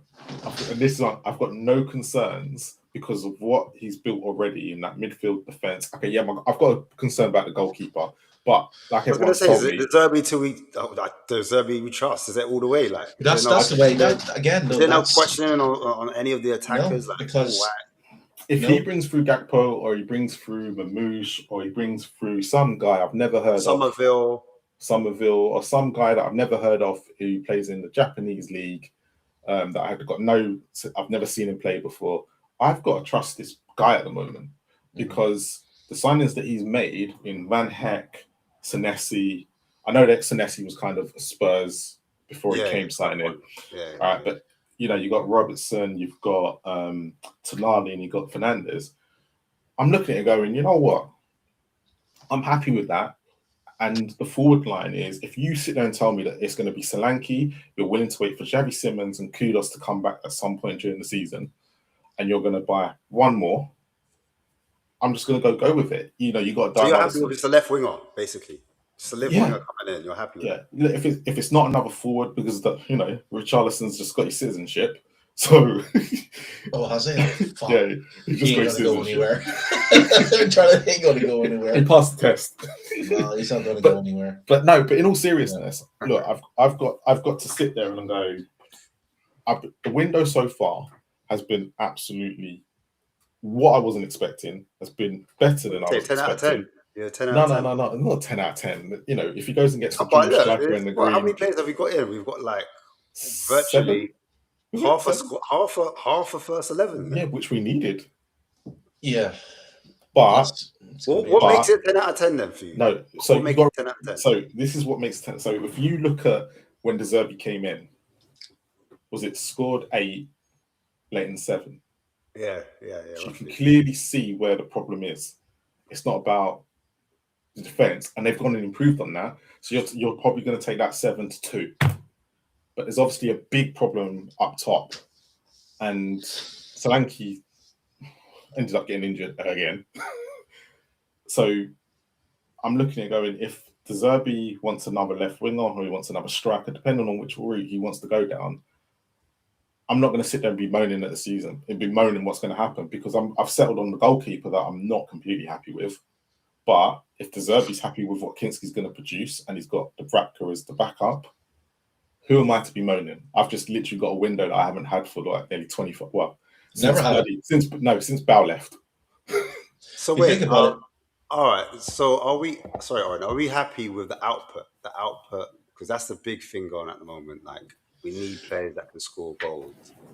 And the thing is though, that output is going to be not difficult to obtain. It's making sure that they fit. Like we said before, if you look at the players I've bought in, or Marlon said it, one thing Spurs fans aren't looking at is that Van Heck and Sensei suit each other. Fernandes and Tonali suit each other. And they're all forward passing players, aren't they? Yeah, and even Kinski having either going to be Van Heck or Sanasi. They are two who he can pass the ball to, who can then pass it on for him. So it's like, no, there's no point in building a team if you're just going to buy a striker or a left winger who's not going to perform, because that's what it's about. You have to buy a player that you know is going to almost, because another thing as well, these players are going to hit the ground running. They've got, and the left winger has to. There is no ifs, ands, or buts. So therefore, he still has Till, who's likely to be sold. Yeah. So if I guess what we're looking at now is Spurs trying to get rid of more players in order to bring them in. Because if you bring players in and you don't get rid of those players, you've got an overloaded squad. And that's, I think, right now, don't be surprised if Spurs look to sell a couple of players before they bring in. But what we do know now is that I don't think that a left winger or even of a striker, they're going to be like 40 million. I think it's going to be 65 or higher. Do you, if we are doing this whole out and in thing situation, yeah, that we need to sell before we can buy again, does that concern you that we're kind of losing time? If, for example, like, we need to sell maybe like a Richarlison or a Tell, or I don't know, another midfielder like a Sarr, but then it's taking longer for clubs to actually buy and sell and buy those players. Do you know what I mean? Like, who is the guys selling? I know it's obviously Rafi Morrison that's doing it, but is there a situation where we take a bit longer to get those players out, and therefore we might lose out on one or two targets? Or there might be a club, for example, that looks like a Kroupy and says, yeah, actually, I'll have that Kroupy. Do you know what I mean? I know PSG, they're looking at Ferran Torres. Yeah. I know Barcelona are looking at Alvarez. Is it okay? Do you think that's what the problem is? Is that actually on the attacking players front, we've got to make the bigger clubs have got to make their moves before the chess pieces start moving into place.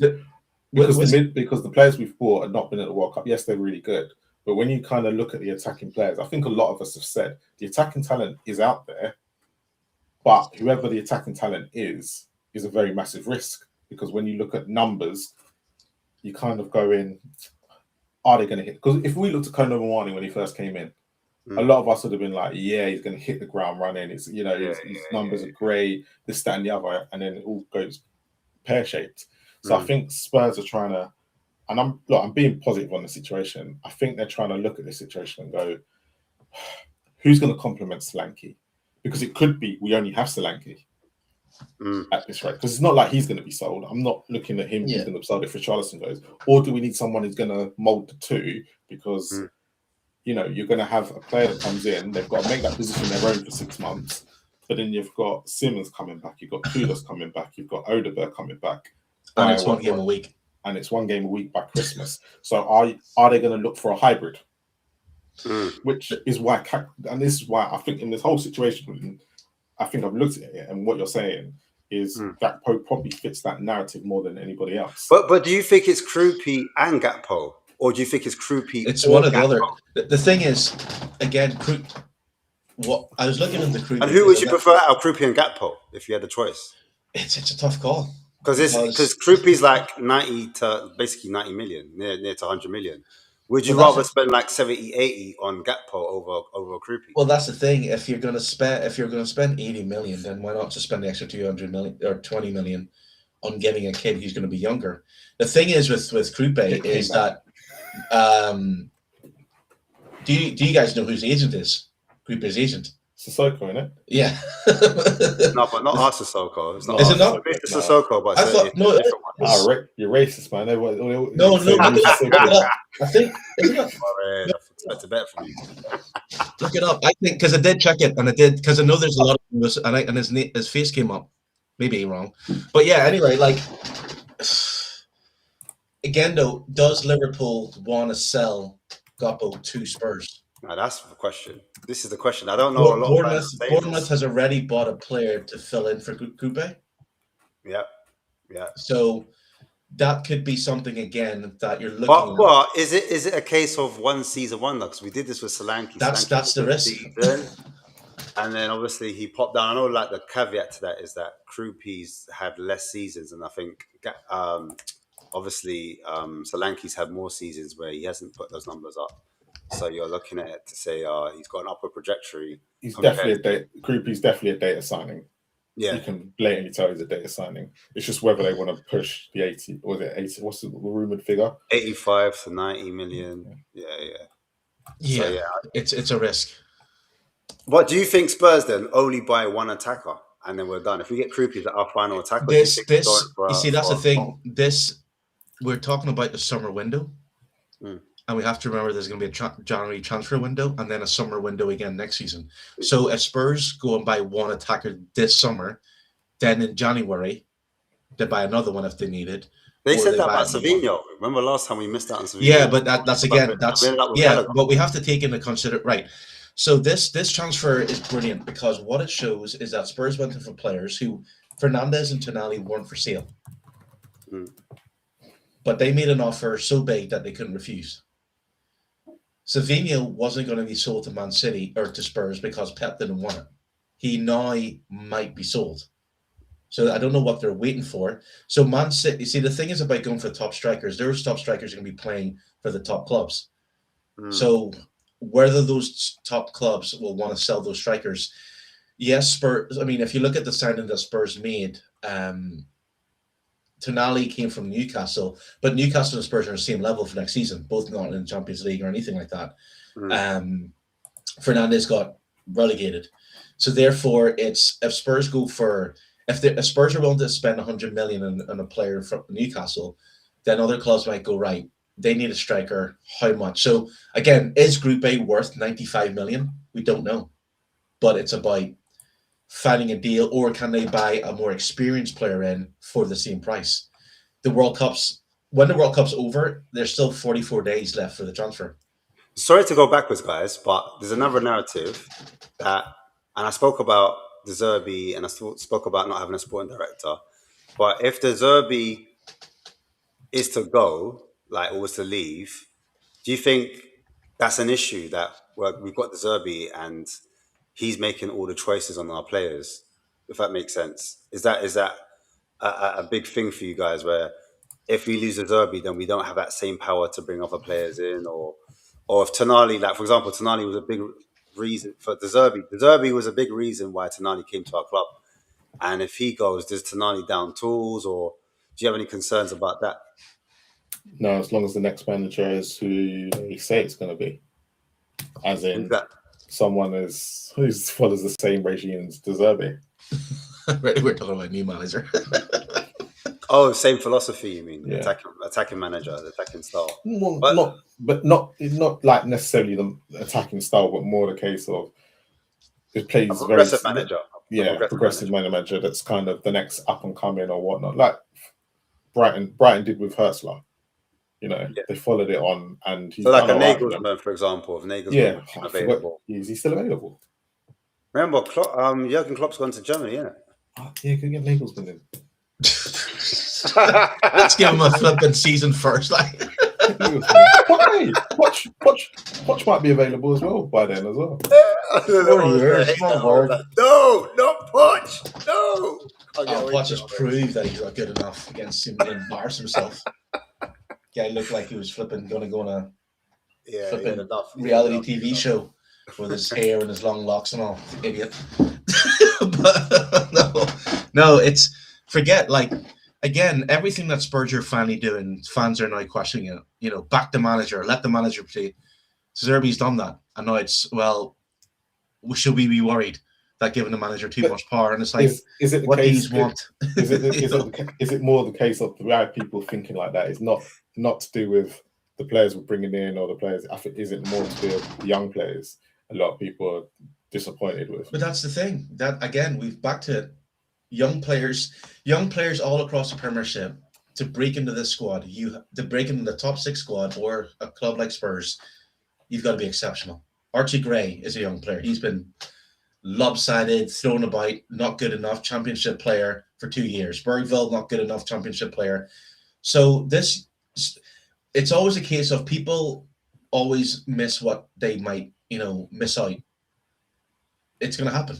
This is a new Spurs. If this is the Spurs that you want, because we all know that if Spurs went and not bought Tonali, not bought Fernandes, missed out on them, and bought say, if you look at, because I was speaking to a guy from eSports Manchester United, and he turned around and says, it's really bizarre. Manchester United finished third, they're in the Champions League, and they couldn't get Tonali, they couldn't get Fernandes, and they've actually bought players like Santos from Chelsea, and they couldn't even get Ederson over the deal. They've become Spurs. How's that happen? It used to be United who was going to get Tonali and Fernandes, and then Spurs would have to deal with getting a Santos or a player for 40 million. That's changed now. So Spurs are spending big wages, ready-made players. Yeah, but Oren, we haven't got a sporting director, man. I mean, that's the. It doesn't. Who cares about that? I don't get the function. Plan is messed up, man. That's it's like what's doing? Twisting his thumbs. I have no like. We've had one and for like Parakichi, the Don. He didn't do too well. Maybe you don't need. Did Potts have a sporting director in the 5 years? He did. He had Paul Mitchell, and then he had Hitchin. Right. Didn't even hear of them. Sure. So, look, let De Zerbi do what he's doing. He's obviously working, and yeah. Next topic. Go for it, Marlon. Go on. Where did we? Oh shit! Where did we finish? Where did we finish? Is that oh shit? Where did we finish? I think I'm not gonna be too gassed up yet because obviously, I think we do have. Just be gassed up, Ashman. It's fine. Just be gassed. It's fine. No, I was gassed. Don't get me wrong. The two midfielder signings that sweetened me. I can't lie. But I'm calmed down now, and everyone's like, "You must finish here because you spent this amount of money." Blah blah blah. That don't work on me, innit? Don't try it. Do you know what I'm saying? To be honest, that goes on to the next topic is the expectations for this season. Where do you really realistically right now?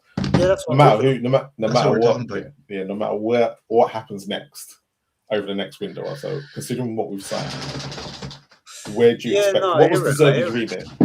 No, De Zerbi's remit is I think Oren said it, to win a league, and I think if you're aiming to win a league, you will finish in the top 4, top 5. That's how it goes, in my opinion. You kind of fall like you reach for the stars and you're in the moon, or the other way around. I don't know. Reach for the stars. Exactly. So, but I think top 6, 7. I'll be honest with you, as it stands. If we get a groupie and a winger, then yeah, So right now, who do you expect to finish? You said top 6, 7. Who do you expect to finish in front of us? I still think Manchester United's attack stronger than us. I'll be honest with you. Correct. That front three. Yeah. Arsenal's defense is impeccable. I think their defense is way stronger than ours. Yep, that's correct. And they can win games. They can win games in set pieces. Blah blah blah. We can't do that. I don't think we can win games. Not arguing about those. Manchester United. I think a lot of people depend. I think with Manchester United, their front three, you're spot on with that. Yeah, that'll get them through. You're looking at Liverpool. I still think Liverpool. I know everyone's saying transitional manager. They've lost Salah, which is a big miss. But they're still Liverpool, and I actually like their coach, man. I think their coach is closer to what Klopp was doing with them, and I think a lot of their players will improve. That's free. Chelsea, Man City, Man City. That's 4. Man City, yeah, Man City. If you look at their team, it is what it is. And then the 5th team, I'm not sure because Villa are going for a little crisis, man. They're going for a little crisis, but Emery, obviously. Emery, yeah. It's just the Emery tax. I put a lot of weight on him. But I think... No Alonso. Huh? No Alonso at Chelsea. Yeah, Chelsea got 1 game a week. It's between Aston Villa and Chelsea, that 5th spot. That makes sense. I was thinking that, 7. Yeah. I think... People aren't looking at Chelsea. People are just thinking, I don't know what Chelsea are going to do yet. I think that's the problem. Yeah, it's too early in the window, and I think it's too early. Like, look, Alonso knows this league, but will some of these vulnerabilities get found out? Because when the year Leverkusen went unbeaten, did they not play West Ham that season? And they weren't great. Oh, here in the cup, in the Europa League. I think they still went through. Don't get me wrong. They got to the final, didn't they? But they weren't great against West Ham. So it'd be interesting. And then when he played against, did he not play the England? No, he didn't. He was at Real Madrid then. I was going to say, weren't Leverkusen? Yeah, Real Madrid then. Yeah, What do you think, Oren, man? Where's your expectations for the season? Where must Spurs finish? Where must they finish? Top 4. And the reason why I say that is because I have to stick. You have to stick to like my assumptions next like from last season. I think the top 6 teams that we've been used to for the last 2 years, Arsenal, Man City, Chelsea, even Villa, they're going to struggle with injuries next season, big time. I just have this feeling, World Cup and stuff, and playing one game a week now, because like Arsenal, for example, did have injuries last season. They did, and they've just sold Trossard, right? Yeah, that'd be interesting to see what happens there. So they did, and a lot of Xhaka has barely played for England. He's carrying an injury. He's coming back. He's out to October, man. But we're talking about like they want to give the Wenger scenario, isn't it? Wenger used to give the players a certain amount of time off, and apparently they're Even Rice. So and then if you look at like Chelsea, they're going through a revamp. I don't think Liverpool will hit the heights under Areola. I think it's going to be another Frank scenario with Areola, like gone from a small team trying to set up Liverpool like that. Fans not liking it. They don't have Salah. Areola came out and said Liverpool need more players. And you're like, right, you've got all these players. Man City, yes, everyone knows Man City has a great team, but the one thing that they don't have is Pep. And the fact that Pep isn't there, I think that's going to be a big, massive difference. Even if he comes in and tries to play the same way, I think he'll want to embed the system. So I'm not saying that Man City won't be pumping on all cylinders. I just think that this is the best season for Spurs to finish in the top 4. And basically, again, with that one game a week, if De Zerbi had come in the summer, then my predictions would be a bit lower. But the fact that he's been there, he's already got drilled into the players what he wants. The players already know what he wants. The players he's brought in knows what he wants as well. Oh, yeah, no, it's not really. So it's like, yeah, and I think with the signings that's going to come as well. Wait, Oren, do you count last season as in him trying to like get into the players' heads, or do you think it was just last season as well? Because last season might not have been. Well, when he comes in for almost 8 games, did he come in for? Do you think we saw De Zerbi ball?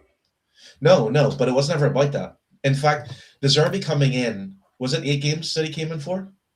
Roughly 8 games or 7 games, whatever games he came in for. 7, I think. 7.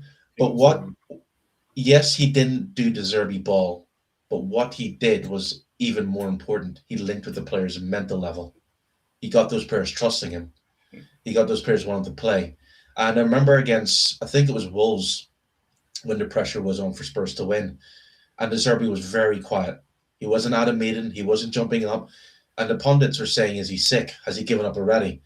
But I think De Zerbi he understood the players. If he's jumping up, if he's shouting, it puts pressure on those players. So I think that what he's done is that he's bonded with those players.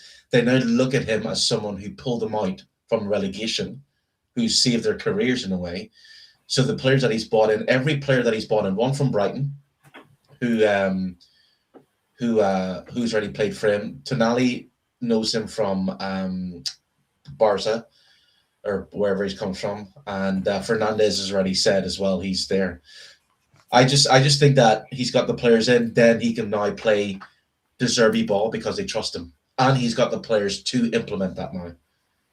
I think Arsenal will get Bruno Guimaraes, so Rice won't be a problem, and I think they'll also go for another winger like Rodgers. I know we've been linked with him, but Morgan Rodgers. Yeah, I'm not saying that Arsenal aren't going to finish above Spurs. I'm saying like when it comes to I think Spurs have a good chance to finish top 4. I'm not saying they're going to win the championship or title. Arsenal could win the title. We don't know, but what I'm saying is that I believe because those teams are going to have a lot of going to have injuries, Spurs only have to play Arsenal twice. So I think Areola is better than Frank. I think he's better than him because I saw him develop players like Houston came in. I remember he lost to Nessie at one point and he had 2 young centre-backs. Yeah, but for sure. Real Madrid and PSG. Then Semenyo obviously went to Man City And but Frank did the Tavernier same thing though. had one of his Frank- best seasons. He had like 7 or 8 goals. In the No, I'm front not saying that he's the same level as Frank. I'm saying I think it's going to be the same thing as Frank. He goes to Fair enough. Liverpool, plays the Bournemouth styles of play where he can get away with it, but with Liverpool you can't, because Liverpool are in Champions League as well, aren't they? Or did they make Yeah, Europa League? Yeah, Champions League. Yeah, that's he's never done that We before. don't know how that. I think he has played in Champions League himself as a player, but Yeah, in terms of actually managing a team, you're right. It'll be his first time in there, so that's going to be that hurdle as well. What do you reckon, Marlon? What's your where are you having Spurs next season? 10th? 5th. 12th? No, 5th. 5th? Bro. Yeah, 5th. And that's if we were to close the window today. 5th. Oh wow. Yeah. So Anstar, yeah, big Anstar. Yeah. The reason why I think 5th, again, I go back to the signings we've made. The defense and midfield are so important to a football team. The fact that you can, I've seen Manchester City win the league without a striker. I've seen Arsenal win the league without a decent number 9, without a 9 that's hitting 20, 30 goals a season. Yep, I agree. So for me, it can be done. And we score from set pieces. I think a lot of people forget this. We actually do score from set pieces as well. Yeah. And with Bournemouth, Brighton, and all those teams having Europa, half the league basically having Europa League football on top, where they don't have the squad capacity to deal with both, it's going to be very difficult. So we're going to find a lot of inconsistent results. All Spurs have to do under De Zerbi, which we kind of saw in that last 7 games, is consistency. And I'm expecting De Zerbi to pull this off. Yeah. And that's why I'm thinking, and remember under Ange, it was consistent. It was consistently good at the beginning. There was a consistently bad for a period. And then everyone forgets that third part of the season, I think Ange only lost 2 games. And everyone forgets this. This is the reason why we finished 5th, because we had actually a quite decent period. And then it was the last 7 games where we completely fell off. That big dip where we only beat the 2 relegated sides. So, look, I think what we've done right now is brilliant. I'm not going to sit there and pick bones out of it and go, "Oh, I'm moaning." I can't moan, because I said at the end of the film, I wanted a minimum of 7 players. Minimum. That was what I said. And they've gone and done that. Yes, I have an issue with the goalkeeper. I've said it before. I have an issue. But everyone tells me we can figure that out next season. Fine. Or even January, maybe. I think it's too late for January. But it'd be interesting to see how Kingsley gets on being a number 1. But apart from that, I still think we can still finish 5th, even with a Kingsley. I think and then if you are going for the league, if the remit is going for the league, then we need a number 9. We do need a top quality goalkeeper. Who's a number 9 though? Like, what you're hoping for is that somebody either you take a punt on has a wonder season. But who knows? Solanke could have an Areola season, where the reason why we signed him. If Solanke has one of them seasons and he only needs 1 more, who knows? So it's hopium, yeah? It's hopium because of the players we signed. Yeah, it's all opium. But yeah, last topic. Yeah. Last topic. Who's going to start it? Go on then. You got to end it. Last topic. Did you like the wee picture put in the reel? That made me feel sick. I'll be But he actually did say it. He actually did say that. So I saw that comment. Yeah. All right. Enoch, go ahead, Marlon. Enoch 2.0. Real deal. Does Levy deserve credit? Who wants to go first? No, you, Marlon. You go first. Okay. That's your own question. Okay. How I look at it is, okay, Levy did the job he was supposed to do. and bring in the revenue streams and do all that. Hence the reason why Newcastle and Villa are now moaning. The fact that Tottenham are spending money this summer is partly down to what he had built. I can't deny that. Like, there's no question about that. However, there's a big important part to this because you, the guy, said something at the beginning, and I don't think this summer happens if Daniel Levy is still the chairman of this club. And that's the bit about the deals being done. And the reason why I'd say that is, I know, again, and I've said this before, that Simon Jordan text about overpaying for Van Heck, okay, shows you the understanding where Levy's head's at. We just finished 17th twice. And the thing you're thinking about is, I've got to be able to go in there and win a deal. This is why it takes longer sometimes. Yes, Van Heck might have been overpriced, possibly. He was overpriced, considering he's got a year left on his contract.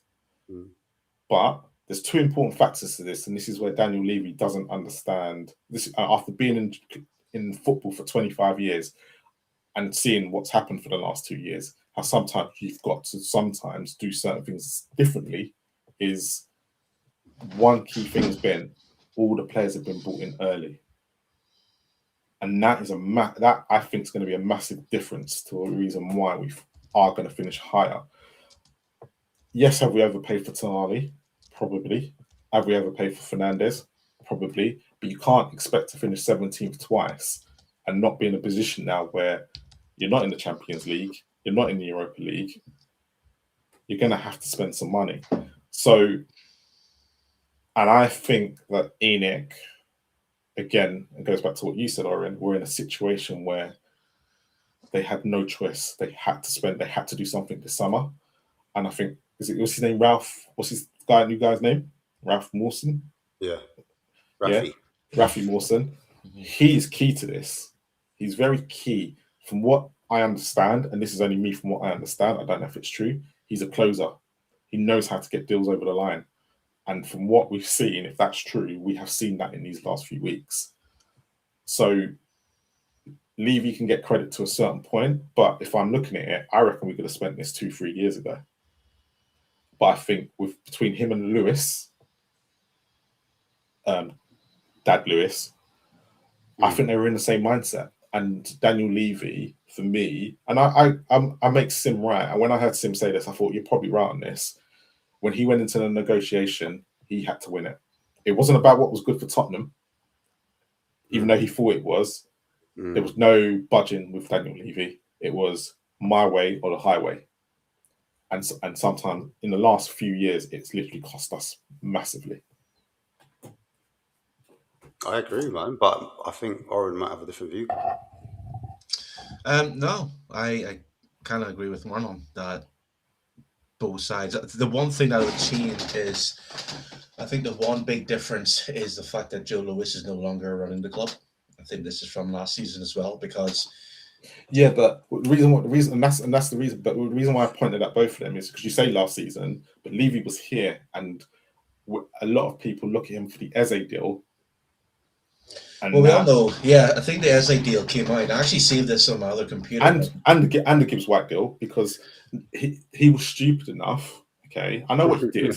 He was stupid enough to think that, oh my God, I know I'm going to sit there and hit the release clause exactly for what it is. Mm-hmm.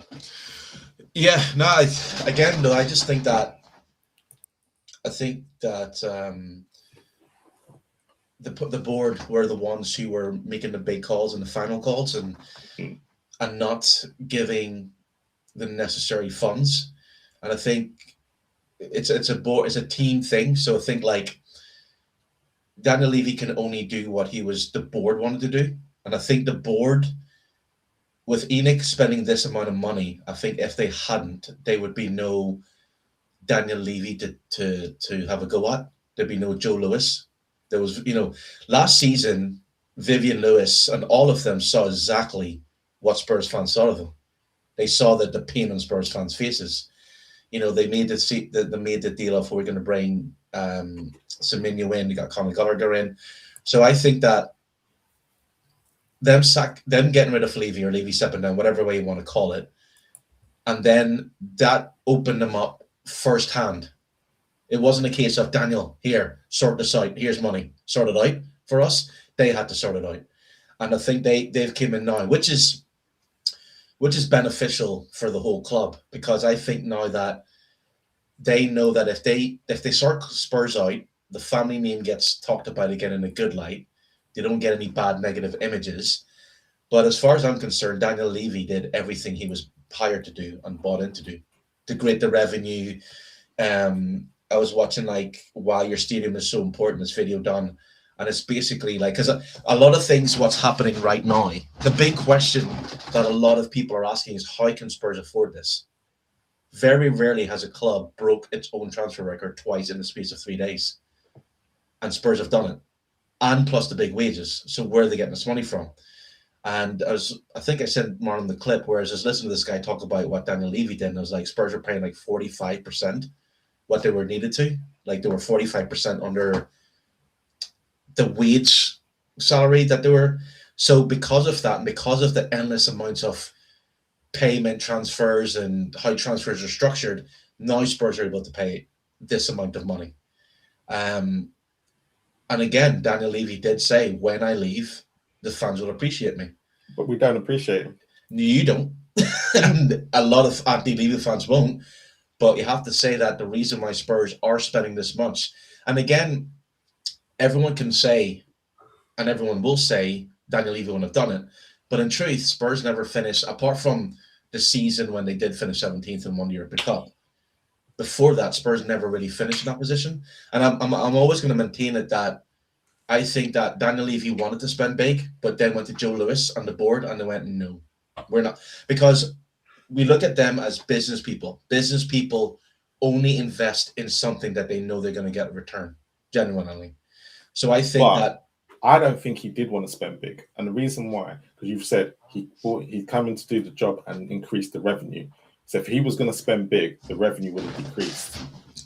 Yeah, but spending big, I'm talking about 60 million, because before the Tonali and Fernandes deal, the 60 million mark was around the highest that Spurs were going for. Because we spent Solanke, Richarlison. So that was around the mark. That's Kudos, what I'm saying. If Kudos counts as them, between that 50 and 60 million pound mark. So that was the mark that they were always looking to spend and then finding that deal. So that's what I mean, maybe 70. Because they were willing to spend 70 million to Savino if Man City was willing to sell him. But that wasn't the case. So I think that I'm not going to say Daniel Levy deserves full. I'm just saying that the whole combination of Daniel Levy. I'm not saying he doesn't deserve credit. So let's get that. As a business person, not the personal Daniel Levy, but the business structure that he implemented. Yes, and along with Joe Lewis and Enoch. So I think Enoch is now profiting from what they put Daniel Levy in charge of, because of the revenues as well. I think it's really bizarre as well, because but weren't we one of the only few clubs who made a profit during the bloody COVID? But that shows you that we had the money from them. Yeah, that money though had to be. We also a club that had to spend money on the debt of the stadium as well. Yeah, but we still got that debt now. Not as much. I don't think it's as much. I think Spurs make from what it sounds like, the debt of the stadium that they negotiated is still the same what it was. But it's been 5 years since the Tottenham Hotspur Stadium. So I would say that now, isn't it? Has it been 5 years? I don't know how long it's been. Actually 2019. 7 years. No, it's 7 years. 7 years. So that, and basically at the same time as well, it's only recent in the last 3 years that Spurs have now been turning. The video I sent you, I can't remember the guy. He said, if you look we call him I know you're talking about Kieran. Yeah, Tottenham Hotspur. Kieran? I think it's Kieran. I'm not so sure. I didn't even get the name. Yeah, but he said that Tottenham Hotspur is an entertainment company now, and they do concerts. I think Tottenham Hotspur has 31 events every single year that they get money from. And what he also said was that because they were talking about Man United finishing third, I think Man United can only spend 70% of their revenue, but Spurs can spend 85% of their revenue because of Only where for they this, finished. only for Or this something. season. No, only for this season. Yeah, Only for this season, yeah. because we're not in Europe. Yeah, so now Spurs can spend that much. So, like, it all fell into place, and in a way that ENIC had to do this because they could do it, and they can do it. Now, this brings a new element that Spurs fans have never had before. Tonali and Fernandes, they have to hit the ground running because that flop tagline is right there ready to be placed. And that's going to be the interesting part. Kieran Maguire, that's his name. Yeah, okay. you spend money. I in big think that puts the players. pressure on more on De Zerbi. The fact that yeah, exactly. Yeah, money. There we go. That's the thing. But I honestly think that you see with Levy, yeah, like he's the longest serve. He was the longest serving chairman. Yeah. Before he, and I think over amount of time you create relationships, you form bonds. Which he had but equally, yeah, it can go the other way as well. So I think he brought up a reputation where we would try to go to a club and try to do a negotiation. And because we've been a bit, stagnant on the other end. We've been shitheads. Yeah, we've been absolutely I think nasty to deal with. The other clubs didn't really want to deal with us because of those burnt bridges. Now, I just think with any business, it's a time to refresh. It's time to get maybe a new figure, go for a new direction. And I just think the course had run its tail, in my opinion, with Levy. And I think with this new direction, Vivian, for whatever reason, I think she had extra motivation that she wanted to do it her way, and she wanted to prove that, prove to Daddy that she can do it better. Yeah, that she can do it. But yeah, essentially. So that I think that's where it comes down to. But so I think it's a two-way thing. I think or even a three-way thing, because I agree with Oren. I think the whole relegation thing as well, that added played a massive flavor. I think without the relegation though, had it been a normal season, not a normal season, but say we finished 8th or 7th, and we managed to finish in Europe, but Arsenal still won the league, that wouldn't have sat for a lot of fans. Do you understand? But the fact that we almost got relegated and came down to the last day, that distracted the whole Arsenal noise. We didn't really care about them. No, you're right. No, you're absolutely spot on. No, we actually didn't care about them on that last day. The fact they lifted the title at Selhurst Park, not one of us gave a fuck that day, because we weren't losing our minds as much because we just wanted to stay in the league. Yeah. But even the media on the normal season, that's horrendous, isn't it? But even still, it wasn't nice anyway, because I still got it in the neck. Like people sending me messages saying, "Yeah, look up, it was only for a week. Parade. You lot could never have a parade like this." I said, "Brother, we don't see that parade." That's the thing. Bro, you should ask. I'm going off the subject. Gabriel's ball. I'm going off the subject. Sorry. No, you're right. I'm just saying, I just think those put into a melting pot gave them the extra spice and extra vim to go out and do what they're doing. And I think the question still has to remain, let's see what they do next season. If De Zerbi's still here, will they go again? It's next summer's the most important. Yeah. That will be the proof between what Levy had done, Levy's legacy, what he's done, in terms of not the stadium side of things, not the commercial side of things. I'm talking about the footballing side of things. Do you understand? And I'm not saying we haven't spent money under Levy, because we have spent money under Levy, but it's just to go the extra mile, just to get that. Oh, we need to do this to get this player in faster, to bring a player to have a full pre-season in. Do you understand? To have a player that, okay, the manager desperately wants him. Let's not go for option B or C. Let's actually go all the way out and go for our first targets. First season, I've seen us do that. Normally, we go for option B, C, or D. Do you understand? That's what normally happens. So for us to go out and actually properly back the manager, because that's what fans have been like Oren said at the start. We finally backed the manager, and fans are still. And the thing is, I think we're getting A and B at the moment. I think that because if you look at some of the signings, I think we're also getting some of the B list ones as his backup. We're getting club signings. Don't get it twisted. We're getting club signings. Yeah, the thing is, Spurs went for players that they had a massive chance of getting. You know, Fernandez, yes, he was being linked loosely with Man United, but Not apparently Man United, loosely, heavily. as in yes, in the media journalists, but Tell I that to the think fans. I think that even the fans, well, when it broke out that Spurs were involved, a lot of Fernandez fans lost said their his flip. idol was Bruno Fernandez. Carry on. But sure, that's because he's Portuguese. hmm You know, and it's like, yeah. And he No, wants to go to Manchester United. he did want to join Man United. He wanted to borrow Well, it. He wanted to join Man United. I heard reports that he didn't know, and that's why Man United pulled out. But we don't know. Anyway, Spurs got him. That's the bottom line. No, Spurs got so him. you know why Spurs got him? Because of the wages, what we Yeah, offered. that's why. and That's the fine. West Ham. That's what It wasn't Spurs because has been saying. He for was a like, long time. Yeah. Tottenham came out calling, and I ran across. No, that's not what happened, bro. No, it doesn't Wages matter. was Like, always our biggest thing. We've always no, it's fell broken. apart when it's Yeah. come to wages. And we know Yeah. why that is, bro. And this is the first season where I've seen us cough up for the wages. I'm like, bro, we're actually coughing up. Yeah. No, there's so many seasons I've seen us lose out to players down to wages, bro. That was always it. The wages. I think that was always the That was always the stumbling block, Horace. That stumbling was block. it. But no, And so you couldn't get the quality of player. Yes, we spent big, but we couldn't get the quality of player because before, even back in the day, players used to come out and say, "Raw, you know what? It's wages, you know." Like sometimes it was the manager pool. Don't get me wrong, but a lot of the time for some of these players, they were like, "Yeah, I'm going for the wages straight up." When Man City first boss on the scene, and even Chelsea, when they first come on the scene, remember Chelsea weren't nobody, you know. But them men were paying the wages. That's why they came. And then all of a sudden, they built their little dynasty. They bought their heritage. Mourinho came. They backed Mourinho. And all of a sudden, they started winning the leagues. Then they followed up with Champions Leagues, FA Cups. And Man City copied that blueprint and they went along.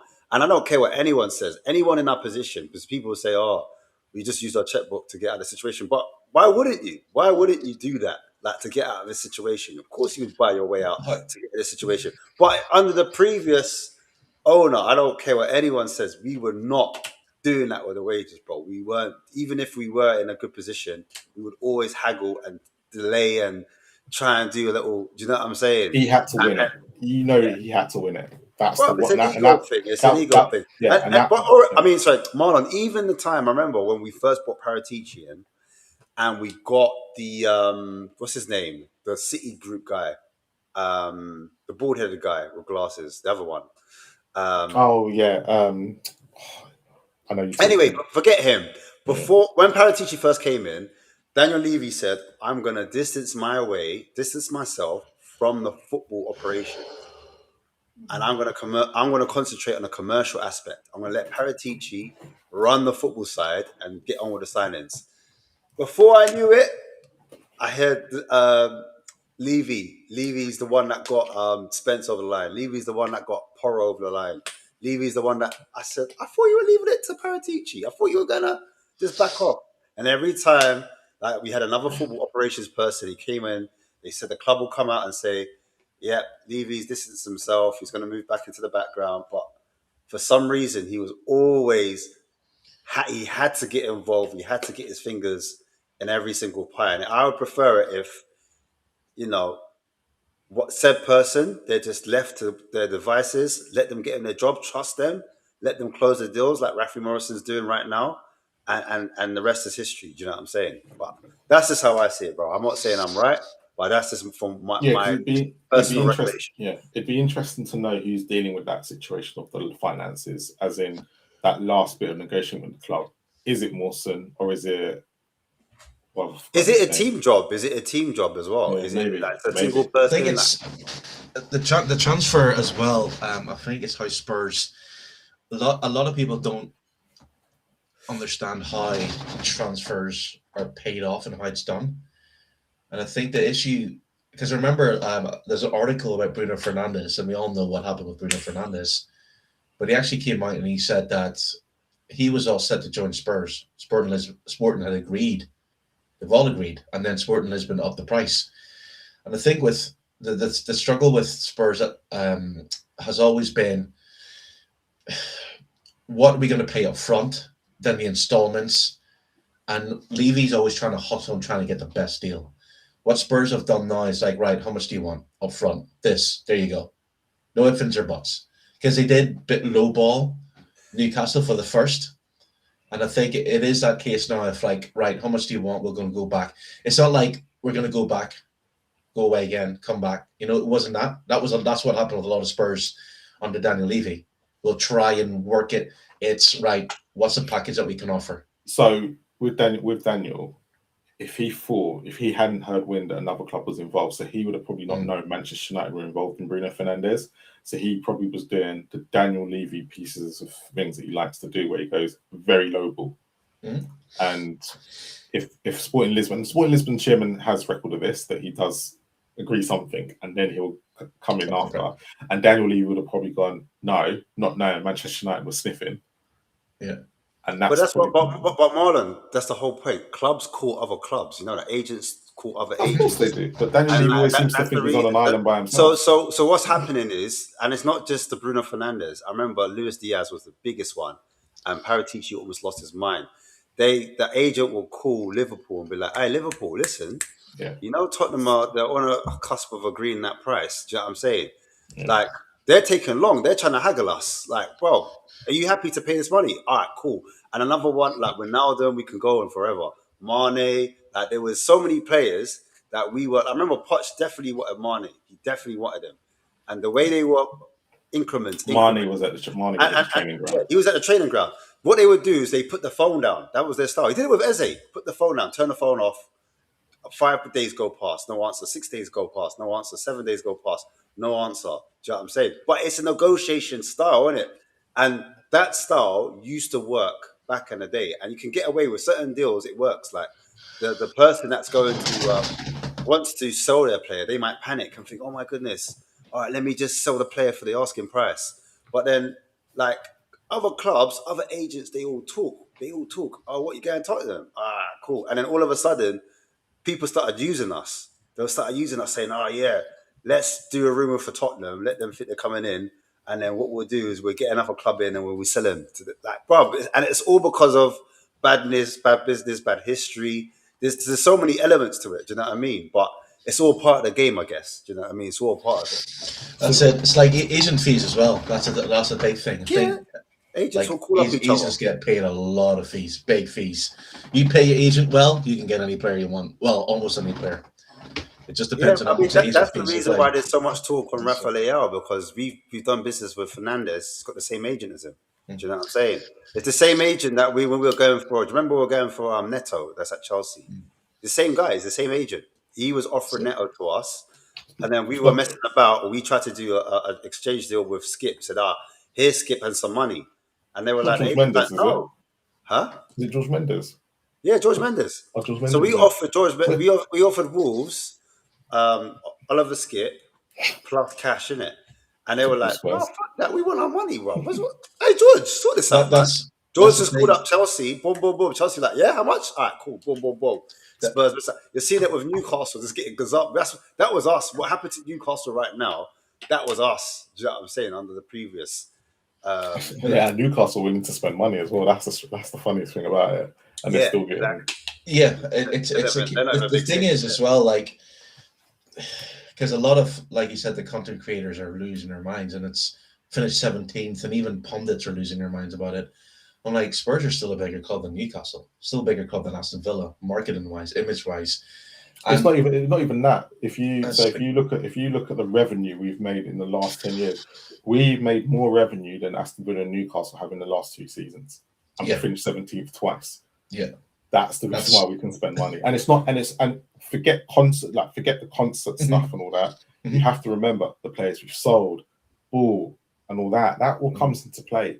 And I think Newcastle and Aston Villa, they can look at the 2 17th place finishes. But Tottenham should have really spent this money last summer when they finished 17th. And that's the difference. Now everyone's looking, oh my God, they finished. But actually, when you look at it, if you look at the last 10 years, just take the last 10 years, we've been in more Champions Leagues than all of them. We've finished in Europe more times than them. And if you go back to COVID, we made double the amount they made in COVID. So it's not ideal.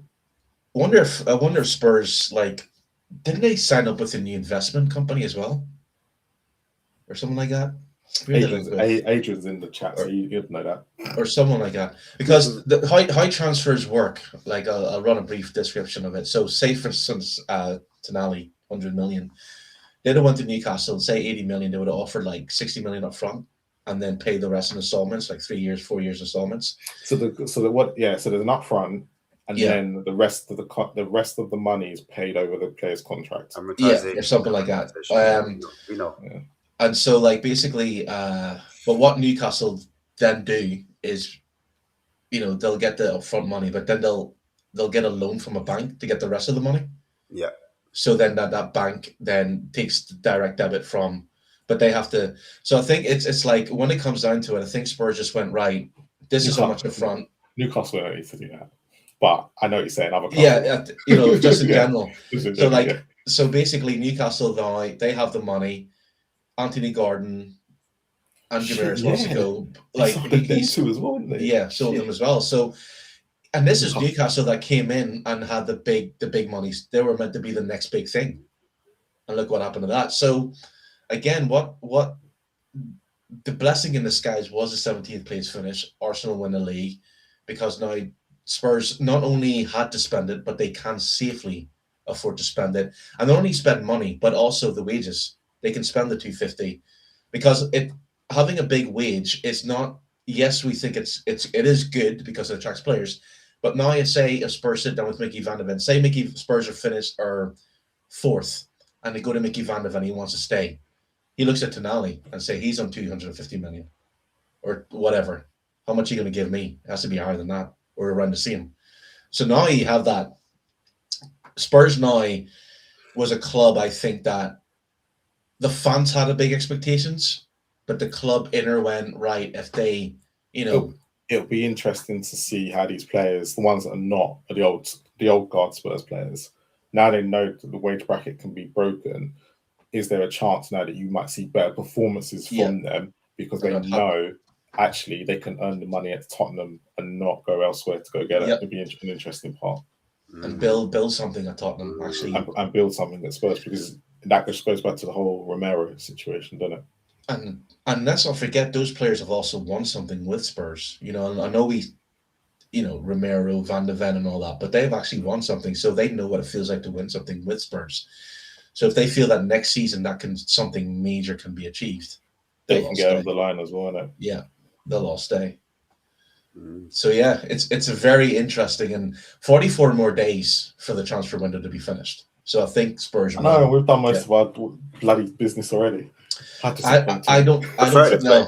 I prefer it this way. Yeah, I know, because I'm now sitting here more relaxed going into next season. Yeah, because there was don't get it twisted. There was a time and place where that was romantic. It was exciting. The last minute transfer deal, you know what I mean, that we used to get. That used to be like a nice hit of dopamine when you did. But that was because we've just spent the last 30, 40 days with no food, and then you gave us a sausage at the end. We were starving, bro. But yeah, they were far and few between, to be fair. Like in terms of like big signings that we could be excited about. I can't remember the last big signing like that. I guess you could call Xavi a big signing that people got excited about. I got excited about Kudos, I'll be real. I thought I was happy about that one. That was decent. And then Maddison, I know a lot of people weren't rating it because they were like, "Oh, he's a Billy, he fixes all that, blah blah." And then the numbers thing. But I didn't care. I thought Maddison was excited. Been good though. I was excited that Maddison was coming to Spurs. But it's going to be it's. But yeah, other than that, people go back to that Van der Vaart, Ginola. Like, do you know what I mean? Those are the ones that people get excited about. But we haven't really had this type of buzz since then. I don't think it's I think, to be honest, I think that's all we're missing from this window. And you've mentioned it just there. It's an X Factor player. We don't have it. You're saying? Yeah, we need an X Factor. Yeah. Someone that can pull us out the rubble. Yeah. If the team's not doing too well, we've got the one guy. Let's depend on him. But are those players obtainable? And are they out there? Like who is right there? Who's the X Factor player that we could? That's a great Haaland, Olise, Mbappe, the entire front line of PSG Right? I'm just saying that's who those X factors are. When you Haaland put, is- all right. When you put it like that, shut up, Marlon. Yeah, Haaland in the Premiership. Who would you say is an X factor player? Haaland, maybe Sharky. These To be X fair, factors, Shirky is absolute quality. yeah, like he can Um, do something, but he's not going to be sold. So, who are you going to buy? I think for some fans it'd be Morgan Gibbs White. Yes, I don't think I would say he's not happening now. I don't think he. What did you say? He's a De Zerbi style player. Did you Yes, say but that, he won't go. or I think he could be. it's a debatable one? It's a debatable one. Because some people say, he would have suited Frank's system a little bit more like a transitional player rather than a possession style player. But apparently, I heard today we're looking or just sniffing around to see what happens with Ramsey. You mean Villa? You mean what's his face? Not Ramsey. Not Ramsey. Morgan Rogers. Sorry, I meant Morgan Rogers. Yeah, Rogers. How much would he cost? About 120. Yeah, about 120. Yeah, that period from what was it, October until March, he was phenomenal. Yeah, he was. He was absolutely unplayable. Yeah, I think that would be the X factor one if that was to get done. But outside of that, I think a lot of fans would be happy with Krupi because Osherman. Osherman. You see the thing with Groupie, he is 19. You know, that's a lot of. He's like an Anelka. It's like, you know when Anelka came through, like Anelka was mad young, innit? It'd be interesting with Groupie because I'm not sold on him, but I will take him. But Daniel's absolutely spot on. Actually, Osherman would be. I'd start looking at Spurs differently. Where does Osherman play for? He's a Galatasaray, didn't they buy him? That Galatasaray 400k or something like that, or 300k. So who is he? Is he that black guy? Nigerian striker. Nigerian. Yeah, striker. Yeah. He's a problem maker. Oh yeah, he's a problem maker though.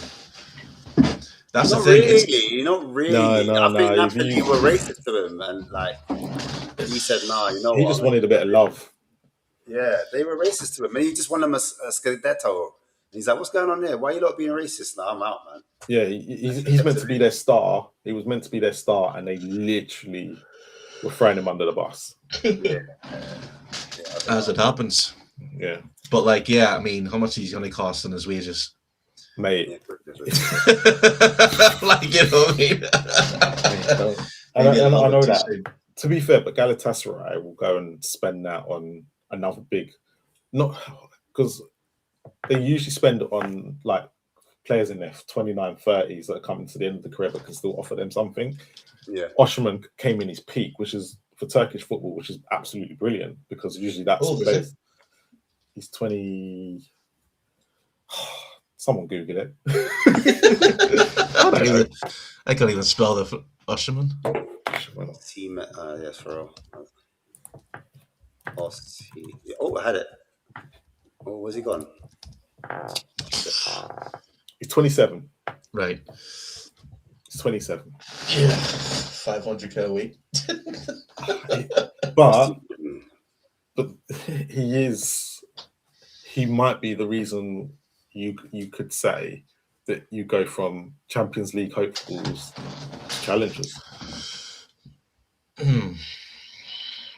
Well, he's good. What you said? Would you not say Kane is that kind of guy as well? Because there's he's got 1 year left on his contract at Bayern Munich. Bro, Kane ain't coming back here, bro. First refusal. No. The question was that kind of euphoric. Kane ain't coming back unless I think he's realised that it's like the football Kane's playing right now. We thought we had it good. Fuck me. I know he had a poor game against Norway, but that Congo game where he literally took England into the next round. I know people have been talking about Bellingham a lot, and Bellingham deserves the praise that he gets, but watching Kane do that just brought back so many good memories of what Kane used to do for us week in, week out. Kane's even better now in a weird, messed up way. In a weird, messed up way. But no, I think it comes down to systems. I think like But Bayern Munich have built a system around him, and he's got the players. And he'll sign for Bayern Munich again as well. The floor is a lot higher than it was at Spurs. Spurs' floor was garbage, bro. Yeah, but what they've done at Bayern Munich, which they did, and they bought Elise in, they bought Diaz in, they bought the runners for him. Yeah. And Spurs weren't willing to do We never did that. Yeah, we never did. We had like an aging son. We could have bought Diaz. We could have bought Elise. We could have. Diaz was there. He was dead. Oh, bruv, let's not go into that. Go read the sticker, man. I'm getting upset. All right. Let's finish on that note. But yeah, thank you to Daniel Field for giving us a super sticker. Well appreciated. Well appreciated. So thank you very much for that. Big up to everyone in the chat that joined us tonight, especially with last word on Spurs being on. You don't listen to Ricky. Come over here, mate. Big up, but, big up, yeah, and big up to Whistleblower as well for the comment. Thank you very much. Well appreciated. Is that what I said? Yeah, that's what you said, bro. Yeah, wearing monkey masks. Yeah, let's expose. Hey, Gareth Bell, though. Listen, I'm just saying. If you're gonna take it down, I'm just saying, bro. So, thanks to him. But no, big up to everyone in the chat. All seriousness, big up to everyone in the chat. Thanks for joining us tonight. We are back now every Monday, so please make sure you stay tuned. If you've not subscribed already, please, I'm giving you the time now to hit that subscribe button. If you're on the TV, quickly go on your phone and do it. Straight there on the television. But yeah, big up. We'll be back next week. Again. Yeah. So, talk about the new signings. Yeah, hopefully. No, we'll be. Well, I'll be fine, but I think Ash and Marlon will be like, they haven't made any signings. That's it. It's done. Oh shit! I tell you now, I will openly admit if England win the World Cup, I will not be here next Monday. I'll be on the. Was it next Monday already? No way. No. Is it? Yeah, World Cup finals on Sunday. Holy shit! England won't win the World Cup. No, so go away. Argentina first, yeah. Argentina. Messi's great. Yeah. Messi's been taking it easy for the last couple of games. Against England, he'll show up. Watch, he's even missed penalties just to give England hope. Do you know what I'm really hoping? And just be a just fun to go game. No, so you know how we made Modric and Perisic and all of them look really old. I'm hoping we do the same with Messi. I really do. I know he's got quality, and I know he's absolutely brilliant. The thing is, Marlon, like. But we've got Jude and Harry, man. No. I'm not saying that. I'm just saying that Messi is old. When you watch him play, he just walks around. But so does Haaland, by the way. No. Let me finish. Like, Haaland walks around, but you know Messi's 38 or whatever he is. You know he's old. He's Irish. He's Irish is coming out now. yeah. Right. You know he's old. But the thing is, if you look at the goals he's scored and what he's done, you know, it's like, what the flip? It's like that. He's just a freak. I think it'll be a very close match. I think it might go to penalties, and I think that's where England will get knocked out. Yeah, I think if we go, I think it'll be a very, very close match. I think we need to do it because Argentina, their midfield, like you were saying, Marlon, it's not really physical. They don't have legs. There's no legs.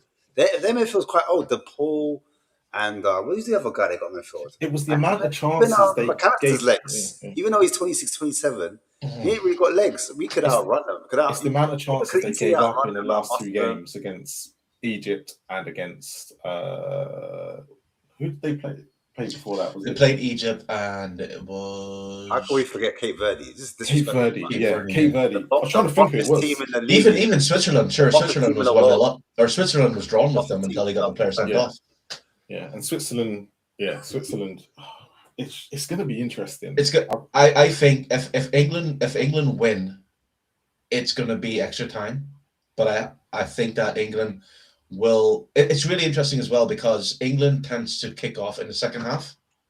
That's when they score the most goals, and I think that what we've seen with Cape Verde, with Egypt, with Switzerland, I think the fatigue from those teams dipped, which allowed Argentina to. I think the quality on the bench is the difference. Yeah, I Because think remember, Cape Verde and Egypt can't really bring on anyone that can affect the game. no. England can bring on players, Well, especially if they're to start off. If it's to start Noni Madueke, then Saka comes on and makes a difference. Do you understand? Yeah. Yeah. which has So been happening. But Argentina's Argentina. But the thing is, it's the semi-finals.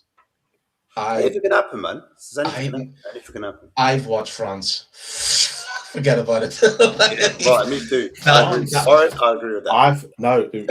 So the that last front two nine. games, but the last two games that Spain have played against France, they Mhm. beat them. Yes, 5-4, 5-4. And guess who scored in that? Kolo Muani. And in the semi-final in the Euros, Spain won that as well. Guess who scored in that? Kolo Muani. Well, he's not there, so he's not going to score. But come on, like I just think France. True. It's going to be a very interesting game. Both games. I'm a neutral in this, but both games. But you ain't a neutral. I am a neutral. I don't, sure, none of my. I'm from Belize. I wasn't born in England, so like none of my. I'm a neutral in this, and it's going to be a very interesting. Like if Spain beat France. But out of all the teams that are going to be, out of all the teams that are at the World Cup, Spain are the most likely to beat France. That'll be a shock. It wouldn't be a shock though. For me, it wouldn't be a shock. For you, but I'm saying in the global. I know what they're saying in the global set, and the way France have played in this World Cup, France have been phenomenal. They've literally been phenomenal. But when it comes down to it, Spain, for some reason, in this World Cup, just know how to beat teams. They've just been doing it. It's actually one player. Mourinho got scored 2 late goals, didn't he? Yeah, he just bring him on. Didn't he do it against Spurs as well? He scored. I think it was 1-1. And I think he was playing up front. That was in the Emirates. Yeah, Emirates. Yeah, It's going to be. You know what? It's the best 4 teams in the World Cup are actually playing against each other, and the final will be very interesting. If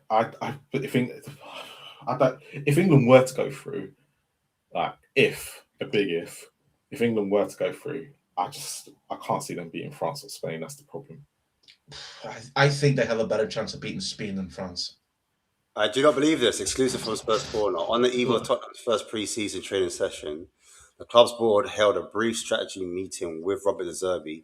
Both parties agreed that their priority targets for the number 9 and left wing positions should come from within the Premier League, with overseas options only to be considered as alternatives in those pursuits proved unsuccessful.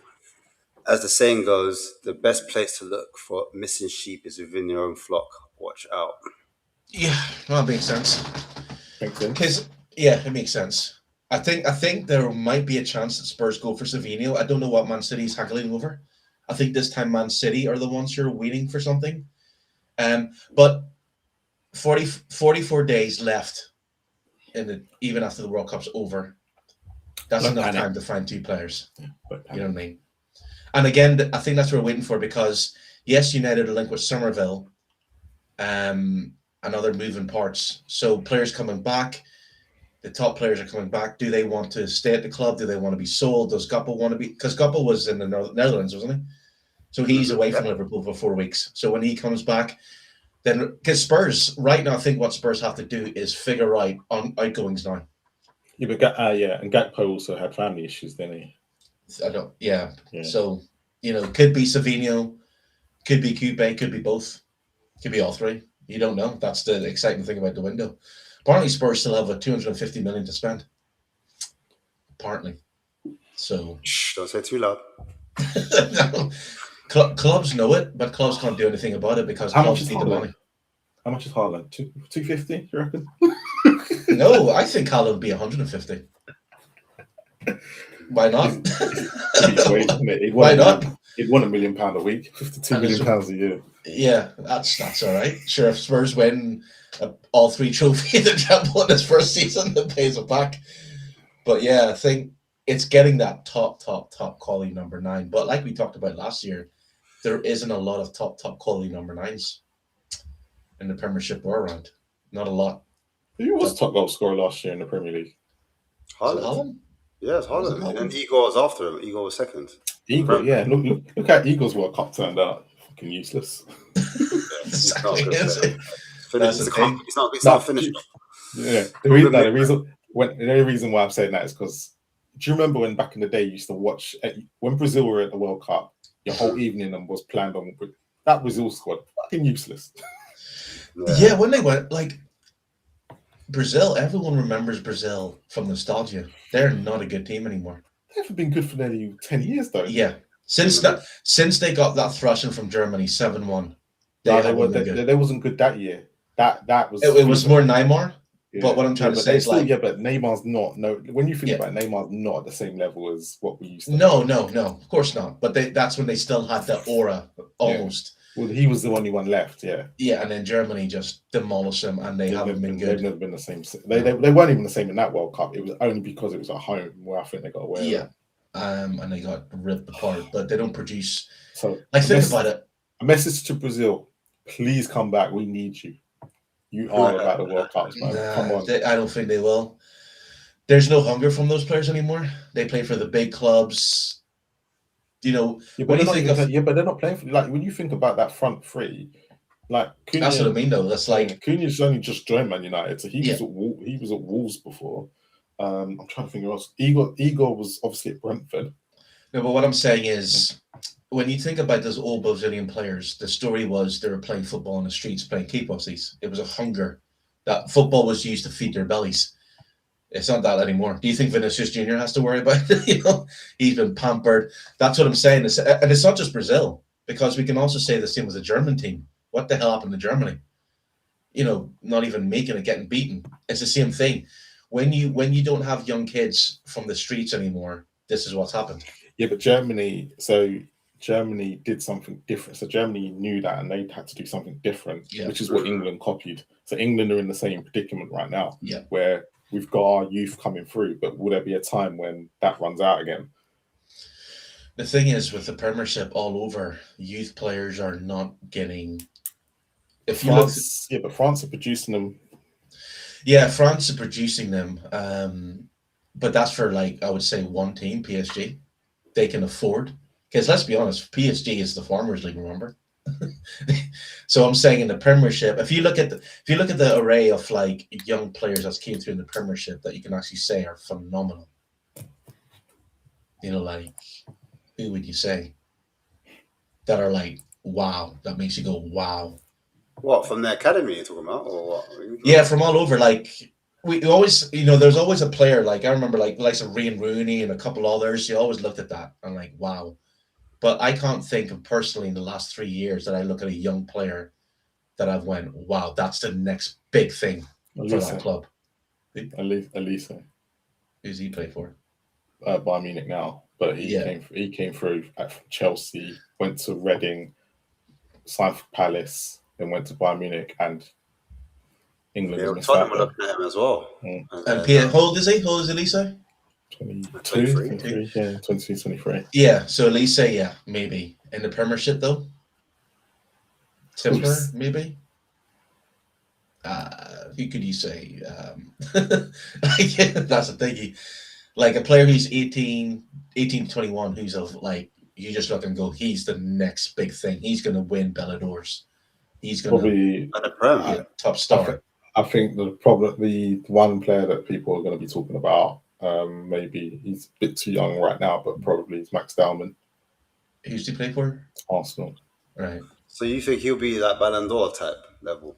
Or Max Dallman? Yeah. Is that what you're saying? Potentially. Wow. That's potentially. Yeah, that's what I'm saying. Like even potentially, I'm not going against it. I'm just saying, like, man, because they were hyping up Skelly, and then they're hyping up what's his face? That's that thing now, Marseille. Ranieri. Ranieri. They were. Yeah, Ranieri's on the same hype as Mikey Moore, isn't he? Yeah. Even Mikey Moore, like we as Spurs fans like him, and at Rangers fans like him. But would you say he's exceptional enough to be like you look at him and go in the conversation of like the next guy? Yeah, the next big. Potentially, yeah. The reason why I'm saying potentially is because he's 18, isn't he, as well? Or yeah, 18? He's 18. You have to look. So Mikey Moore's loan at Rangers was. You have to look at it and go, what did he achieve? And he actually achieved what he was supposed to. Mm-hmm. And I think the next question for him is, okay, does he stay in England? Does he get another loan and stay in England? Or do you try and work it at Spurs? And I think that's the next step for him. That we need to be careful in the next decision we make for him. Pre-season will show that. But if we get like, We've also got Hyung Sing Meek or whatever his name is, that young kid. Yup. We still got him. He's a left winger. Oh shit! Yeah, He might shine for De Zerbi. Small. He's like he could be the next. He can be De Zerbi's one with Matomo. I have to see it, man. I just, I'm not sure. The physicality is a big thing for me, and Hyuk hasn't got that at the moment. I mean, I'm not to say he can't develop physicality, but like for example, like see that Krupi, yeah. Krupi's 19, isn't it? But at 18, like a year ago, isn't it?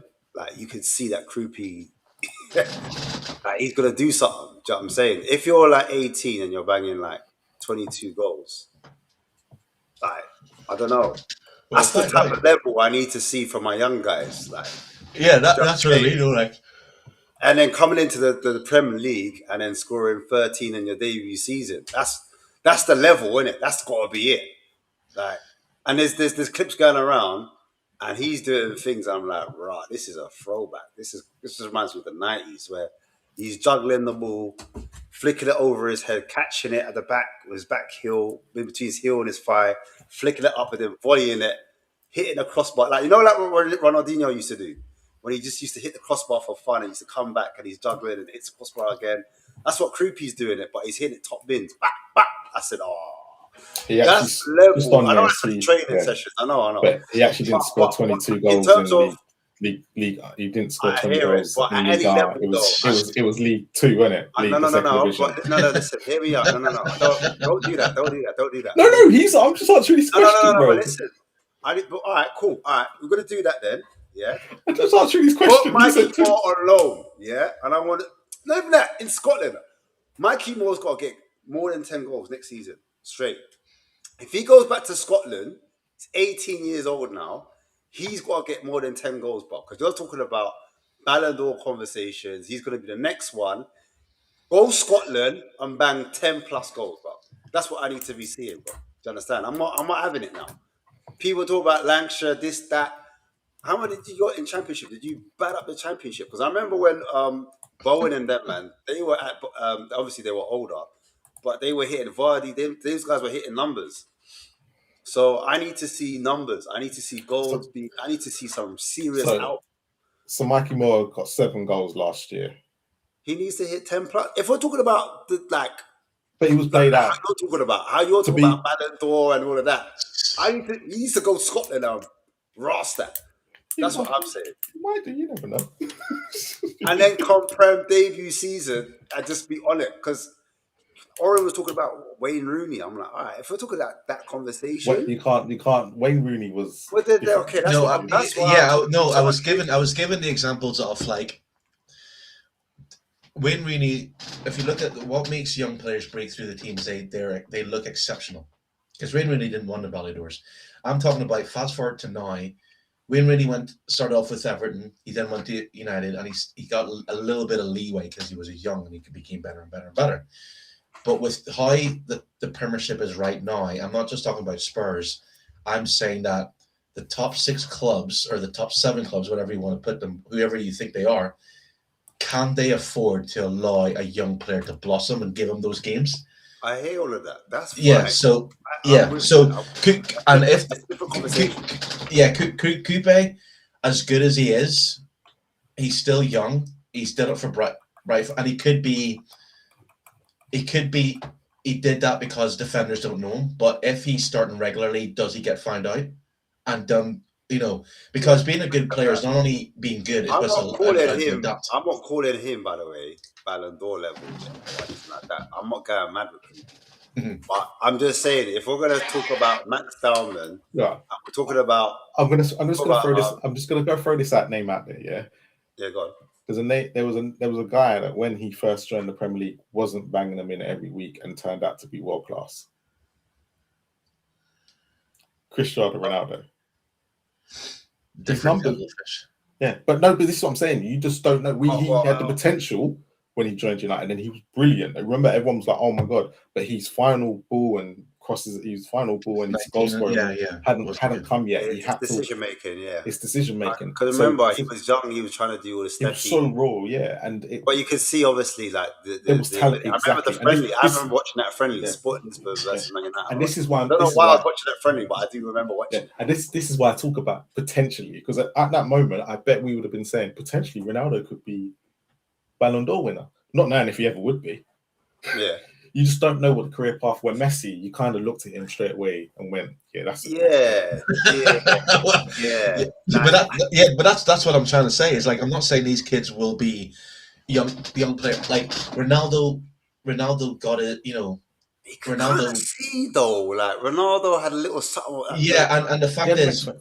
Ronaldo was. But none of us knew he was potentially going to fulfill it. The output wasn't there yet. That's what it was. Yeah, but the thing is with Ronaldo.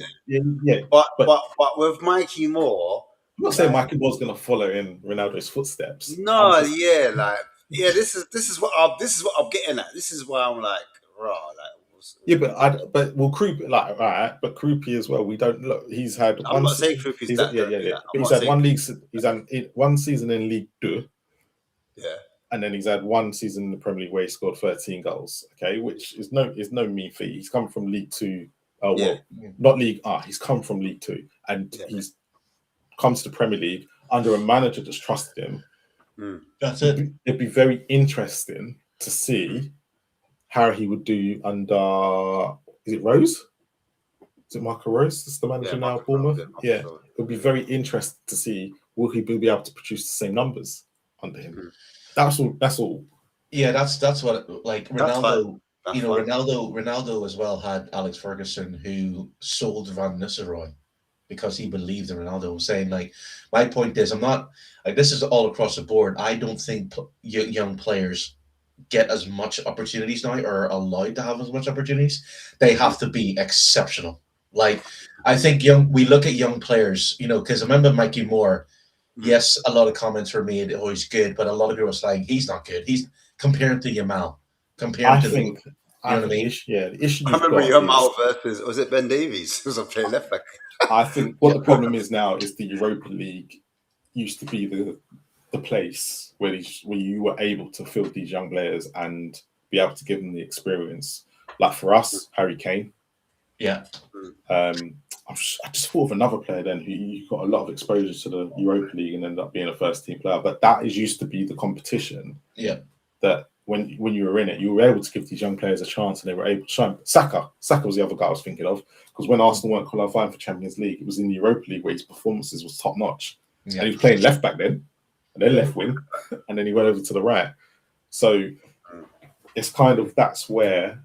But the problem is now, because of the way it was all working out with what teams go into the Europa League, you're not having the big clubs. So saying that then now, like, because I thought we were going to end the show, so we are. Yeah. Since we're here now, if we manage to go and get a top left winger from the Premier League, like say a Gakpo, for example, not ready. Where does Mikey Moore come in if we get to Champions League? Well, next year. Does the expectation go up? Yeah. Does the expectation go up? Well, he's going to have to be, because if Bergvall and Gray leave, you're going to need club-trained players. Yep. Or if he's not good enough, he gets sold. Spurs are stuck in this situation. So Mikey Moore, basically next season, make or break. Yeah, he has to be here next season. Yes. He has to be there next season, yeah. But we've got no choice. If people are looking to sell Bergvall and Gray now, we're stuck. Yeah. But I personally don't think. I think 2 more years you get with Mikey Moore, and he could possibly be another. What is it, Mark Edwards? Marquise yeah. Marcus Edwards, who's an out Burnley. Yeah, he could possibly end up like that. All that potential. Because when I watch Mikey Moore. Again, I don't see anything that makes me go, he's going to be a fantastic player. I'm not saying he's not good, but I'm saying, is he that like? So basically, saying you're not wild. You're not wild by him. Yeah, there's nothing he does that makes me, and understand that, he is young, he's still learning, but he's playing for Rangers and he does what he does good. But I'm just thinking that if you're coming to a Spurs team that are now buying ready-made players who are pushing for the titles, does he have an opportunity to get in? If he's good Will he enough, have an opportunity? if he's good enough, he will. Yeah, that's it. We'll find Volkovic. Look at Find Volkovic. Never played a Find game for out. Spurs. Got sold for 50 million. We'll find out. If a team Yeah, comes but again, to- but with Vuskovic, I know Vuskovic, there's a difference here. He had 2 good loan spells at clubs. Yeah. And there's nothing to say that he wouldn't have been good at Spurs. Yeah, no, I'm not saying that he will, but what I'm trying to say is, like, if say next season comes in and the player and the club looks at Mikey Moore and say we're going to give you 40 million for him, Spurs might sell him. That's all I'm saying. There's like not now, but next season, because he has again. It's all going to be yeah. dependent on this Bergvall Gray situation and what we do with that.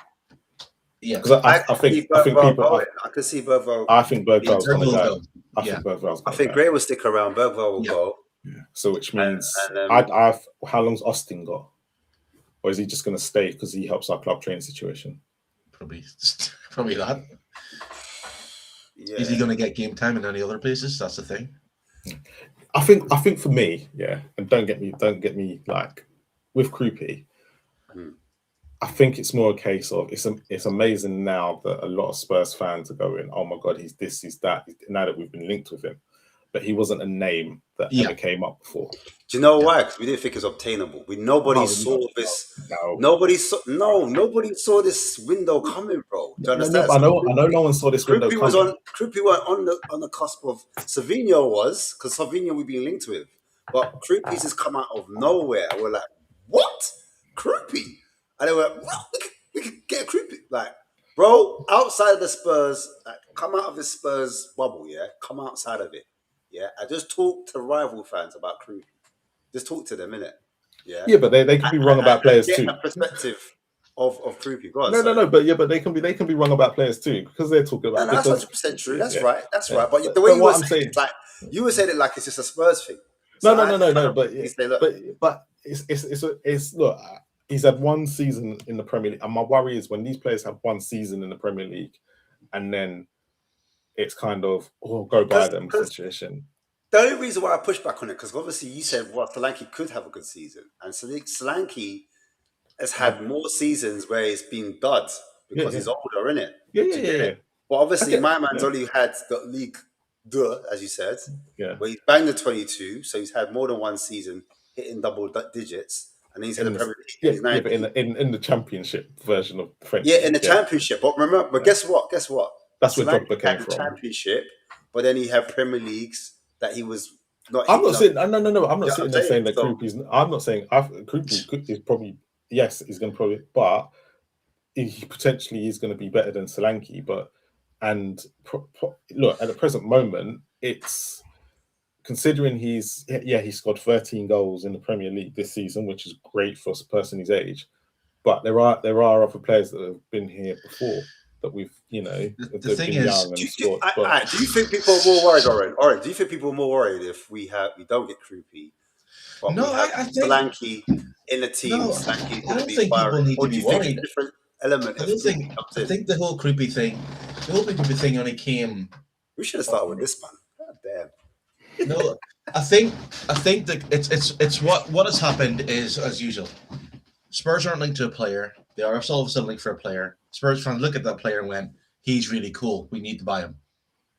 So what I'm going to judge it from is that, in a weird way, every single player that Sky Sports have said that Spurs have been linked with, Spurs have got him.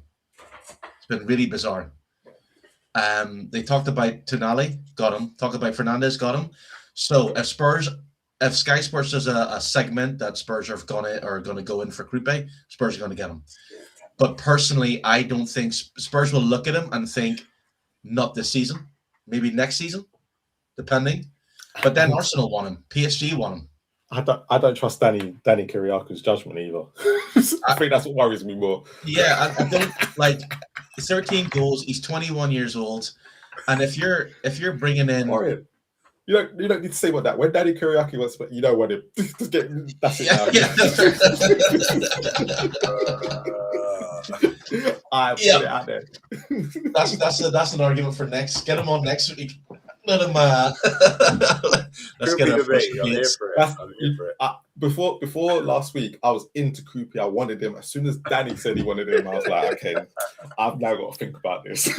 Yeah, I was just like, all right, is this rumor mill? Is this just being linked with? Because he's been linked for every club. PSG, Arsenal. Just read a report that Arsenal are now ahead of the race, 100 million. The thing is, the problem. It's just I don't think Spurs are going to go But, for him. but remember, Arsenal. No. But remember, Arsenal were looking at Morgan Rogers as well, and they're looking at Alvarez. So that's the reason why. But Krupi's also on their list. But remember, those players all kind of play a similar position. I know.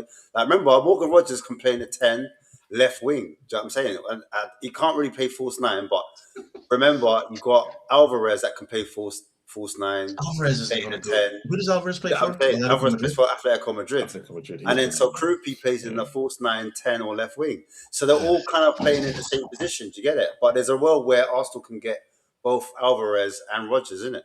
But it's just big bucks that they got to pay. But are they willing to pay big bucks for Krupi? That's the thing. They're interested in him, but they were interested from a long time. So it's just a shock that Spurs are now all of a sudden linked to Krupi as well. Like they were in for him as well. You know what? This all started with Fabrizio. All started with him. He's a fucking shit-stirring cunt. Fabrizio. He just makes up with so much nonsense. He doesn't make it up. He's given the information. It didn't start with. It didn't start with Romano. It started with one of our sources, one of our guys, isn't it? Romano good information. Romano doesn't make anything up. He's fed the information. Well, whoever it started with what's his name? I don't know. I don't like this whole thing. Krupi. It's like he's had one good season, and it wasn't even like he was starting every game. So, like, are you going to spend 95 million for a player who's going to sit on the bench? What's the point of that? And if he does start in left, have we? Wait, hold on. What are we doing here, man? This is. Hey, lock the show off, man. Hey, have you not watched 90 minutes of Bournemouth? Have you not watched Krupi, or have we watched Match of the Day and YouTube, or have we seen anything? That's what I'm saying. I've only seen highlights. Are we just looking at output? Looking at the what is it? Going on Google, typing in output. Looking at. Are we doing that? Are we just doing the numbers? That's what I'm saying. Hey, like looking at YouTube. Are we looking at Match of the Day, or are we watching Krupi? Nah, I told you where my opinions come from Danny. He's Marlon's already setting up the show for next Monday. Hey, Danny, come in. When it comes to judgment, I think Danny used to say how good Lisandro Martinez was like years ago, and now he'd be brilliant for Spurs. And he was bang on about Romero probably when he first came to, and then his judgment changed. I don't trust Danny. Yeah, I don't think Krupi's good. It's £95 million good. Again, no group. Again, we're. I understand the thing, but nah, you gotta wait. Let's see what he does this season, and if he does good, yes, he'll be. Then it'll be too late. It'll be too late next season because it'll be still the same price. It'll be too late next season. See, that's the thing. Already, you're talking about. Already, I've always said this as well. If Spurs ever spent big, the fans still won't be happy. They'll still want this player. They'll still want that player. I just want to know that fans that are saying this, have they actually watched a 90-minute conference? That's what I'm saying. I don't think any Spurs fans do actually watch a proper. That's what I want to know before we get into any conversations of whether. Yeah. So what player, what PSG. Remember, you were saying PSG are looking at him. Looking at him, and now apparently Fabrizio's making it up. Fabrizio did say though that we are interested definitely in Savinho and Gakpo. I think that's more likely to happen than Grupe. Do you? Savinho, yeah, I think. So you think it's all hype? Yeah, it's all just. I think Grupe's done. I think his legs to it. I think his legs, bro. Find out. We'll find out in the next couple of weeks, won't it? 95 million for him, apparently. Yeah, 95. Yeah, we'll see. Innit? Why not? You lot are saying 95. Don't spend that. Throw that at. Throw that at someone that's a bit more prudent. Look, no, I'm not saying that. I'm saying if Spurs. No, you're not to say that. Like, there's nothing wrong. No, I'm not saying that. Like, I'm saying you prefer to spend that money on a Gakpo. If Spurs spend money, 95 million on a 20-year-old, who then comes to the club, struggles, and don't make it, if he does make it, great. But like, if you're thinking about it, is he going to be a player that's going to be starting every game, Yeah. or is he going to be a player who's sitting on the bench? He's gonna have not to going to for be on that the price, bench. yeah. He's Yeah. got to start. He's got Exactly. to start. But so then you have Xavi, then you have all these players coming back. So it's a case of They're like, going to have to fight for their place. I know it's unheard of at Spurs because we're not used to having quality So come off the bench. Krupi, just on his numbers last year, he started 19 as a centre forward and scored 7. And then he played as an attacking midfielder apparently, where he played 16 games and he scored 6. Great, but are we watching the game? Because like, you know what we do as fans, right? We look at numbers, but is anyone sat down and watched? Yeah, but what's his position going to be? Play? No, but that's the question. But this is why I started with the formation of how De Zerbi builds 2-4-4 or 4-2-4, 4-4-2 Italian style, if you want to call it that. Most of his goals came against the biggest. Most of his goals came against the bigger clubs as well. Brighton, if you look at the players that De Zerbi was working with, he had like a Danny Welbeck. If you look at Danny Welbeck as a profile striker, and you look at an Enciso or a Buonanotte, yeah, and the way they used to build up, one would drop in and all right, João Pedro then. You know how João Pedro plays? Do you understand? Am I talking? I feel like I'm talking from another planet. Yeah, I'm not gonna lie to you. Yeah, the bottom line is, because like it's near 1 o'clock and we're going back to the world things. The bottom line is, I agree with Marlon when he said earlier, whoever comes in, whoever De Zerbi brings in, I'm happy with. If it's Creepy, if it's not, if it's this, because we can talk about players until we're dead in teeth who Spurs are linked with, but we don't know. Very true. It's true. And I think the whole Creepy fascination has just been young player, he's playing good, Spurs are linked with him, jump on the bandwagon, and then expectations are high. Spurs don't get him. Oh, the window, he wasn't backed. You know what I mean? It's like, because the fans want a player based on the type of the player. So it's if Spurs if they get Gakpo, then obviously Zerbi wants experienced players who have expectations, who have, as I said, experience. Listen, you see Gakpo, I'll just say my piece on Gakpo. Gakpo, aesthetically, is not my style of player, but I appreciate what he does in terms of what he brings to the team, goals, assists. He's like a Dutch Rashford. That's what he's like, a Dutch Rashford. Like, he's not... Dutch Dele Alli. Yeah, okay, I'll give you that. Central. But remember, he plays off the left, innit? Yeah. And Dele Alli plays, you just... Well, Dele Alli did drift from the right into the middle. Left, yeah. That's why. Yeah. I get it. Yeah, all right, cool. I get what I'm saying. I get what you're saying, because you're right. He can drive off the ball, like when he carries the ball centrally, he's strong on the ball, he's physical. I get it. Yeah. So I'm not mad at that at all with Gakpo. Like, Gakpo, again, he's done it multiple seasons as well, where he scored numerous amount of goals, and he. You know, when I first saw him, you know what I thought he was like? I thought he was like Chadley. I'm not going to lie to you. Do you remember Nasser Chadley? Nasser Chadley. Remember Nasser Chadley? Yeah, Nasser Chadley. I could never understand why Poch sold him, though, because his best football we ever played for Spurs was that last season under Poch. And then Poch sold him, and I was like, he's been absolutely brilliant for you. He's shit for everyone else. He's very vertical, strong, tall, like that kind of physique. That's the type of vibes I got from Gakpo, because like, out on the wing, we expect a winger to be 1v1, beat his man. He wasn't really like that. But I understand why Liverpool fans don't like him, because Liverpool fans are like, they need a man that can go on the outside and the inside, beat their man. If there's two players on Gakpo, you're not seeing Gakpo, if that makes sense, out on the touchline. He can't beat two men. If it's 1v1, he's got more of a chance, but he hasn't got the explosiveness to beat a man out on the outside. And do you know what I mean? But yeah, you can't deny Gakpo's output. He's going to get you goals, and that's what Spurs need at the end of the day. We need someone that's going to put the ball in the back. Key, yeah. That's why I don't mind who the fuck they end up buying, because it could be Krupi, it could be Gakpo. Well, that's the argument with what's his face, Savinho actually has got the output. Savinho has got the goals, but aesthetically, he would do the match. Like, he's much better than Gakpo. Like, 1v1, he's a demon. 2v1, he's a demon. He can get the crosses into the box, like something like Oren. Facts. Do you know what I mean? Give me Osimhen. I'll be fine. Mbappe, I'm telling you. Anyway, we were meant to finish that. Yeah, exactly.